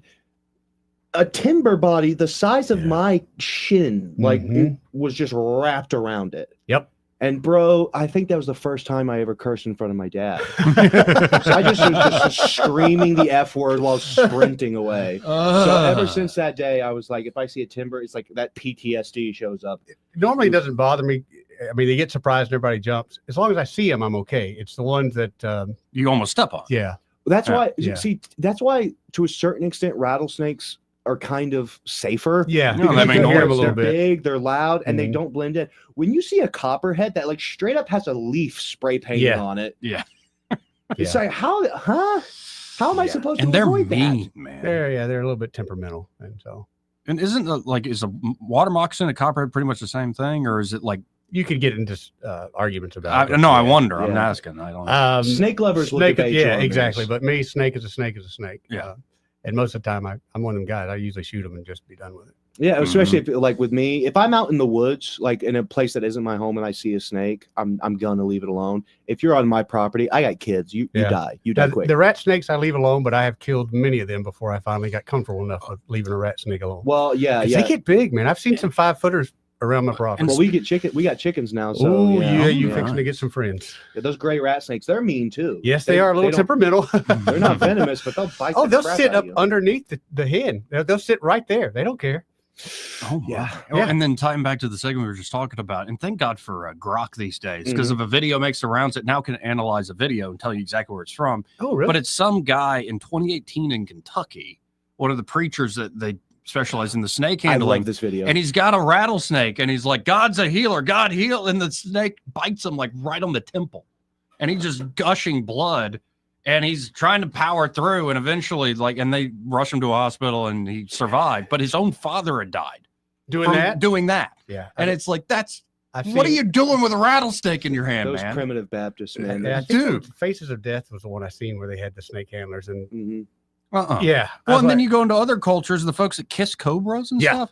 Ugh. Well, if you go on Ugh. the YouTube, you'll see those same folks that kiss the cobras. Their kids are just all over. I mean, little kids are just rolling with the cobras. But don't they? I heard they like defang those cobras. In order I to hope be so. Probably I don't some know. of them, but I mean, some I think it's legit. It's the real Whose thing. job is that? Hey, Craig, I got a cobra. I need you to defang this weekend if you're not doing nothing. Yeah, but man, I'm telling you, have you seen the stories about in the Amazon of those giant anacondas? At Hyundai, Oh. one of the companies we work for, Doer, was one of the builder contractors. And one of the guys sent me a video from Brazil. And they cut the snake and a person rolled out. Yeah, forget the bump all Yep. that noise. Yep. Yep. But you know, an interesting thing about rattlesnakes, they apparently eat like tens of thousands of ticks every year. Really? They just found out. They did a big study where they you know how they like hook things up and they track them, and they just eat the crap out of some ticks. Same with possums. That's why I'll leave possums alone. Yeah. But this is all apropos. I found a story earlier today. Yeah? Self-taught venom expert Tim Freed has voluntarily injected himself with snake venom 856 times across 18 years. Now, in spite of the odds, Freed's extremely dangerous hobby has led scientists to create the most widely effective snake anti-venom Oh, I venom on bet. record. Yeah. They're calling it universal. I wonder if he's developed such a tolerance now That's that what he I'm could wondering. just straight He up just- get bit with no problem. He said, collecting pet snakes since his youth, Freed first began to deliberately envenom himself by milking his pets, diluting their venom and injecting it repeatedly. When he received 2 separate cobra bites in the space of an hour, the venom almost killed him. I basically flatlined and died, he told National Geographic. It wasn't fun. Yeah, no kidding. I had enough immunity from 1 bite, but not for 2. I completely screwed up. Many of us might take such a near-death experience as a sign to find a new pastime, but Freed saw it differently. His self-envenomation regime, he realized, was probably the main reason he survived the incident, so he doubled no down. doubt, but- In the following years, Freed's immune system faced horrors unknown. Either by syringe or by fang, his B cells, white blood cells that create the pathogen-fighting antibodies that protect us from foreign substances like venom, viruses, bacteria, and parasites, were introduced to the toxic bites of Egyptian cobras, water cobras, Mojave rattlesnakes, and even black mambas. And like any young man doing seemingly foolish things in the early 2010s, he recorded it all on his phone and uploaded it to YouTube. And folks have said, I'm not even going to play it because it's graphic, snakes biting him, and it's not fun. But see, with rattlesnakes, don't they cause the flesh to go necrotic? There's no way. rotting, There's no way to immune yourself to that, is there? I don't know. Mm-hmm. That's weird. I'm gonna have to look that But up. Freed is still alive, and his unique antibodies are actually being put to good use. His YouTube videos attracted the attention of Jacob Glanville, immunologist and CEO of biotech company Centevax. Using Freed's hyperimmune antibodies, Glanville and a team of scientists have now created an antivenom that, in lab experiments, protected mice from the venom of 19 different snake species, all listed by the World Health Organization as Category 1 and 2 of the world's deadliest snakes. Usually, antivenom is created by collecting the antibodies produced by sheep or horses that have been repeatedly exposed to venom from just one snake species each. That's why antivenoms tend to be specific to a species and region, which, as any outdoor enthusiast will know, make it difficult to pack a comprehensive first aid kit. And because the antibodies aren't from humans, there's always a risk of adverse reaction. But the antivenom derived from Freed's blood, on the other hand, could protect against a range of species with fewer complications. Holy crap. Wow. This guy's kind of a hero. It's kind of cool. Yeah. I mean, he's obviously nuts, but that's he's really nuts. cool. I hope he's smart enough to package his stuff and sell it himself. 'Cause Hey, they're just hey. literally milking him at this point. Sorry for a brief interruption here, Eddie. I thought you'd like this. Yeah. So my wife and kids like to watch the live stream, obviously here. Apparently they started watching it late, and my son, who's about to turn 4, as soon as they turned it on, he said, "Daddy lost his other friend." Oh, I'm here. I come He's a here. running. I came a running. Man, that guy. What's his name? I'm gonna look up his stuff. I don't know if I've seen him, but I've Is, seen some where they'll take like a pint of blood and they'll Yeah, it actually- coagulates it. just Oh. like that. Tim Freed, but Freed is Friede. Tim Freed.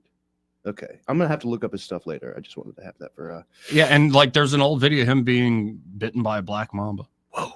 Yeah, black mambas are. Usually that's the last video you make. Yeah. I love how he's like, I flatlined myself. Flatline, but egg on my face. The only other guy I've seen like that is Coyote Peterson, who was stung by the worst insects. I think he overplays it a little bit, but well, I've seen the one with those bees and stuff. Well, just the one I know. Everybody I think who's lived in Alabama has been bitten by fire ants. Oh yeah. To see him take both hands and stick it in a huge fire ant hill and keep it there for a minute, I'm like, that's. We used to do that as kids, though. That's That insane. was our version of chicken when growing up. Have you seen the I can't remember what nation it is. I think it's South American, where sort of the ritual to become a man is they have these gloves filled with bullet ants, and you put them on and you have to wear them for like an hour. Oh man. I'd be the oldest boy on that in Well, the village. well, no, I only know that because I saw this video of these white kids. I say kids, they're in their 20s. They went and did it. They lasted for 10 seconds. That's what I figured, and man. then they were rolling on the ground. Meanwhile, there's The these bullet ant's incredibly painful. I've heard it's the worst pain imaginable. Mhm. I've heard there's nothing like it. No thanks. But yeah, Yeah, you'll I'm have to good. look up that video. They put on these gloves. These white kids are rolling on the floor, and meanwhile, these other kids are kind of just like closing their eyes. They're very zen about it. It's like beekeepers. Like I don't like Yeah. a bee sting, but like the guys that work with bees, they're just constantly getting stung. And it Done means like it's to nothing. them. Don't even flinch. It's actually good for you. Beaving them is actually very good for your joints. It's not good for me, or not good for them when they sting me, because I kill them. I kill them all. You kill them all? I kill them all. I make Ashley proud. Yeah. Yes. Yellow jackets can burn in hell, though. Yes, they They have can. no need. There's no need for them. Wasp. They're after me. Yeah, they got Joey's number. No, seriously, I'm doing the show by myself on Wednesday, and I'm going through the show, and I think I see like a fly out of my periphery, and I'm like, whatever. Pamela walks in early, and we both look up, and we're like, oh, that's a like black silver wasp. Big old guinea wasp. And so she smartly grabs and hits it with Lysol. It starts to come down and calm down. I'm about to hit it, stomp it, and it disappears behind that window. That happened with us With like us, a year right ago. as the And show so started. I'm which was starting to think hysterical. it's the window or the sills, one of these sills where they're getting in and out of. Or maybe somebody's bringing them in here. Yeah, or maybe there's after me because I've killed too many of them. That's what I'm thinking. My goodness. Anyway. Bring a jar of them. Just set Dude, them in I here. remember I was 17 years old working at Crystal's, and I was on my way. I needed a ride because I didn't have a car at the time. And I get in the car. I'm hung over as all get out. And I put on my clothes, whatever. My brother's driving me. And somehow 2 or 3 yellow jackets got up my shirt. Yeah. That was, yeah. I don't even know how it happened, but yeah, it was a nightmare. Quickly undressed, did you? Yes, and my brother was very confused because he thought I was having a psychotic episode. I imagine so, yeah. How about this? Let's hit a quick break. We'll be right back. He may not know whether he's coming or going, but whether you're going to work or coming home, Greg Budell is there. Mornings 6 till 9 and afternoons 3 till 6. Only on News Talk 93.1 FM WACV. Hello, everyone. Robbie Pelt with Capital City Roofing. If you think about it, your home is your biggest investment in life. Your roof covers your home, so why jeopardize your biggest investment on a roofer you don't know anything about when you can deal with a reputable roofing company like Capital City Roofing? We have an A+ Better Business rating and the best manufacturers and workmanship warranties available. We do all residential and commercial roofing applications that are certified through the manufacturer to ensure you get the best material and workmanship money can buy. We also have your project in our best interest before and after construction has been done. Don't hesitate to call us if you have any roofing issues or questions. We will match any of our competitors' price and give you the same great workmanship warranty. We also give free estimates. Give us a call today and let us show you the difference. 277-3311. That's 277-3311. Or you can check us out on the web at www.capitalcityroofing.com. Capital City Roofing. We capitalize the roofing industry. It's time to show Mom how much you appreciate her with a Jenny Lynn's floral creation for Mother's Day. Skip the grocery store flowers and make one quick call. 285-1000. Roses, lilies, beautiful bouquets, and gift baskets designed just for Mom. Call Jenny Lynn's Creations 285-1000. This hour of News and Views is brought to you by our good friends at Cole Plumbing, 279-8919. Cole Plumbing is number 1 in the number 2 business. You don't have to dig a hole. They have proprietary pipelining technology. Ask them about their tankless water heaters. Remember, when you have trouble with your bowl, call on Cole. On FM, on your smartphone, and online, the River Region's most trusted voice. News Talk 93.1 FM WACV.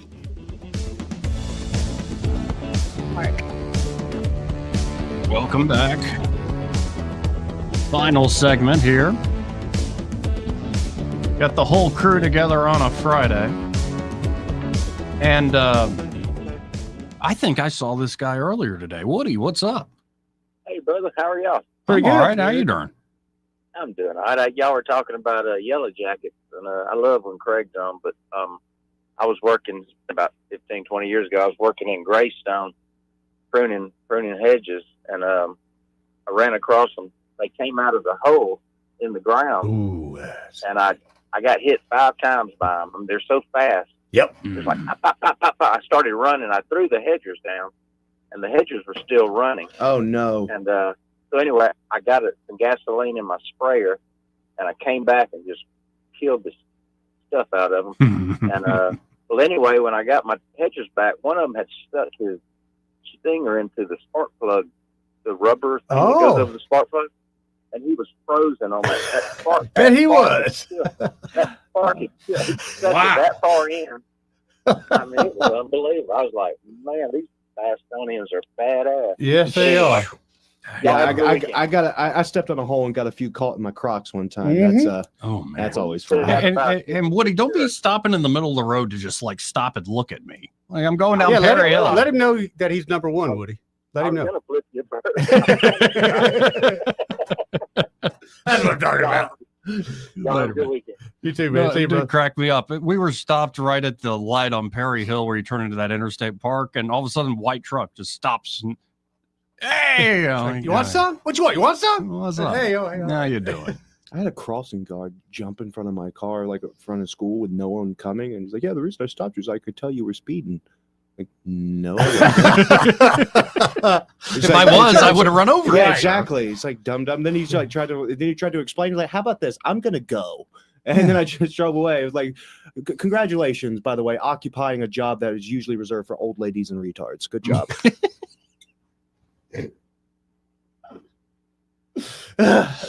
Remember when crossing guards either used to be special needs? I used to have this. ladies? I was a crossing guard person. Yeah. Now You making- were a crossing guard Yeah, person? you're making me feel kind of like I was chosen for a reason now. I'm kind of nervous about it. Were you the one that got to have the little flag you could wave around? Yeah, I had the flag. Oh, really? I had the flag. Wore a uniform on Fridays, that kind of thing. Yeah. Did you feel important? For about 5 minutes, and I quickly realized what a scam that was. Did you dress like in your pool liner when you went there? No, just straight uniform. Although one time I wore the thumb cuffs, and I got a demerit for that. And I think I quit after that. Thumb cuffs? What are thumb cuffs? It's like well, back in the day, you get handcuffs, but they made thumb cuffs, and I bought them at Spencer's or somewhere. I'm like, Mr. Authority. Are those Chinese handcuffs? Not the finger kind. No, these were real steel kind. Oh, okay. Yeah. That's weird. I've never even heard of that. I'll send you a Thumb pair. cuffs. Hey, thumb cuffs. Let's go to line one. You're on there. Who's this? This is Boomer T. Hey, Boomer T. Doing? Good. How you doing? Let me tell you something, man. I do a lot of clearing off little lots and cutting grass up here on the lake. Up here. Well, I'll tell you one thing, son. The water moccasin will chase you to the end of time. Yep. That is for sure. And then when them big old rattlesnakes, boy, now when I get around, like when I'm clearing off a lot or clearing off an area, I can smell. It smells to me like fresh cow or horse manure, and I'm like, nowhere was around any livestock. I back away. I go off to another station. Come back. They'll give you all. I mean, rattlesnakes give you the better than rattle because you really hear. Like I got headsets on. I'm listening to the show or whatever I'm doing. Yeah. But that smell, it put off a smell, man. It gives Definitely you put off a warning. smell. Snakes in general. Some of it smells like sweet perfume. So, ladies, you're out there and you all of a sudden you smell like a perfume or some like cow manure or horse manure that comes and you're like, I don't even live near a farm. Walk away, get the heck away, and come back another day and live another day. And then let me tell you real quick about a story. One time when I first started off on the house we live in, there's a lake up here. Man, I was clearing off. I got into a yellow jacket nest. Ooh. So let me tell you something.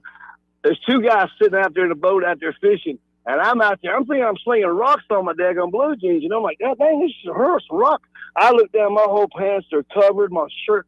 So I got totally butt naked, threw down my weed eater, and ran up the hill. Them some of guns followed me all the way to the door. They were sitting there at the door trying to get in. Well, I left my weed eater down there running. It ran for 35 minutes. And they stayed around that thing for another 2 days, man, just waiting. But then two guys outside, they were fishing. One guy liked to fill out the damn boat. He said, holy stuff! And here I go, boy, here, and this fat boy run up the hill with his white buttons, run like that. I was screaming, didn't know what the heck was going on. I was being attacked by the bees. You know how it is. But guys, I want to tell everybody, y'all have a great weekend. Thoroughly enjoy the show. Mr. Craig, I'm glad you're there, man. Hey, keep them straight down there at the Capitol down there. Joey, you have a great weekend. You too. Enjoy yourself. Eddie, come see me. I'm going to be on the lake this weekend. Come by and visit with me and We'll have do a it. cocktail with me. And we'll sit on the porch and talk about life. Everybody, y'all have a safe weekend. If you get a chance to go to downtown Prattville this weekend, go to Prattville City Fest. Enjoy yourself.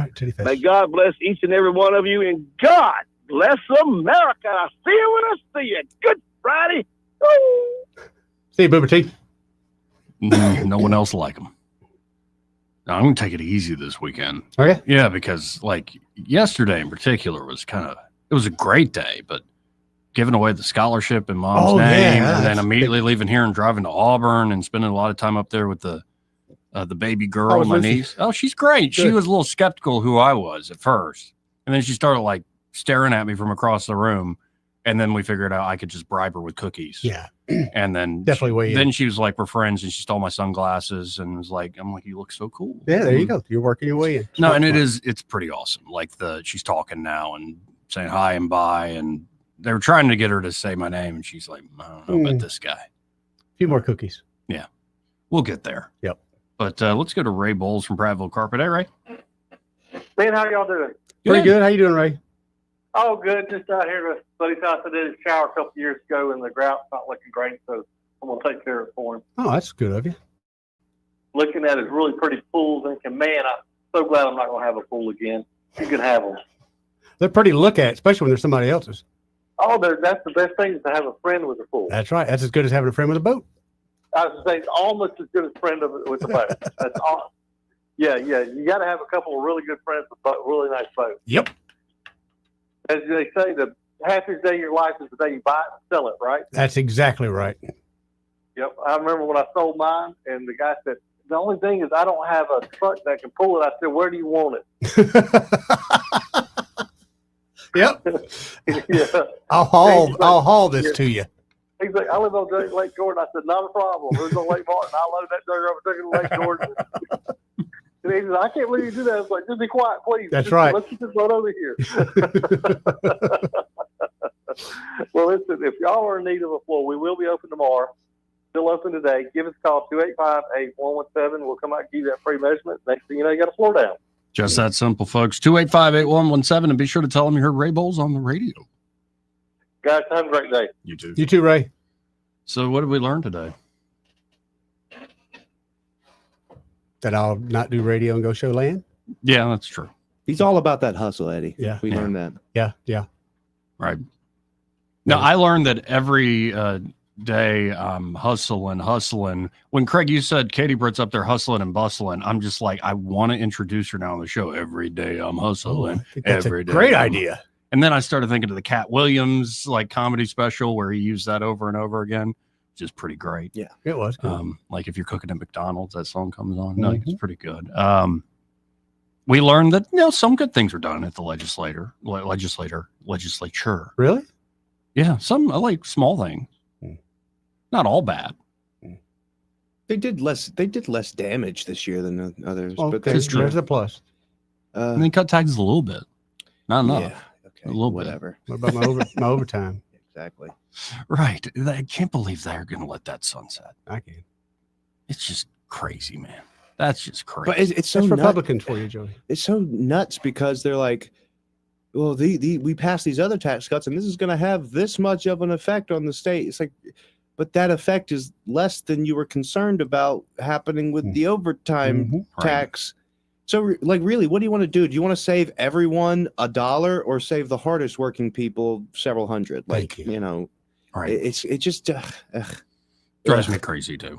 It's like they boast about we increased the grocery tax. It's like, okay, that's a cent for every $100 that you spend. Woohoo! We learned the true identity of Big Balls because of the Jesse Waters interview. Oh, I heard you guys talking about it. Y'all had him. Yeah, he's just like some 18, 19-year-old kid. He's like, yeah, I wanted to make it my LinkedIn name. Cool. And I forgot about it and didn't think anybody noticed. He looked like Screech with a haircut. Oh, really? Yeah. Just exactly what you expected. Like still like having acne, like, just looks like a freaking 18-year-old kid. Yeah. 55. I still get acne, so I get it. Okay. All right. It just happened randomly It for does. some reason. It really does. Oh, we learned that Trump really enjoyed himself at the University of Yes. Alabama. I did not get to watch that. Was it good? Yeah, there was some that was very good. Good. How? By the way, we never talked. How long was it, like in total? Because that man can talk for he can. Over an hour, I think. Of course, he can talk. Now. Dude, I remember when I was listening to him at the Algop winter meeting, and I was like, okay, Oh, yeah, I remember Can we wrap this up, please? I remember that. You want the Dave Chappelle wrap it up box? Yep. No, but here's the key moment. If you didn't hear it earlier, Eddie, this was Trump was very happy with himself when he delivered this line. Graduates of the Alabama class of 2025 standing here before you in this magnificent arena, it is clear to see the next chapter of the American story will not be written by the Harvard Crimson. It will be written by you, the Crimson Tide. True. That's true. It's so true. That's pretty good. And he says as much. I'm going to let it keep playing.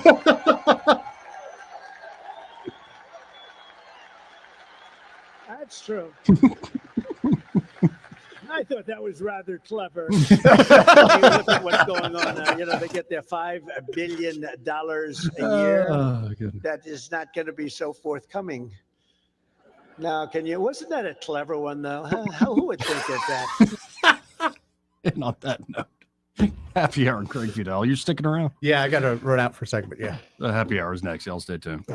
Broadcasting from the Riverside Chevrolet Master Control Center, this is WACV Cusada, News Talk 93.1 FM. When it's Chevy, it's Riverside. With SRN News, I'm John Scott. In Idaho, state police say 7 people have died. 8 have been injured after a pickup truck and a tour van collided in east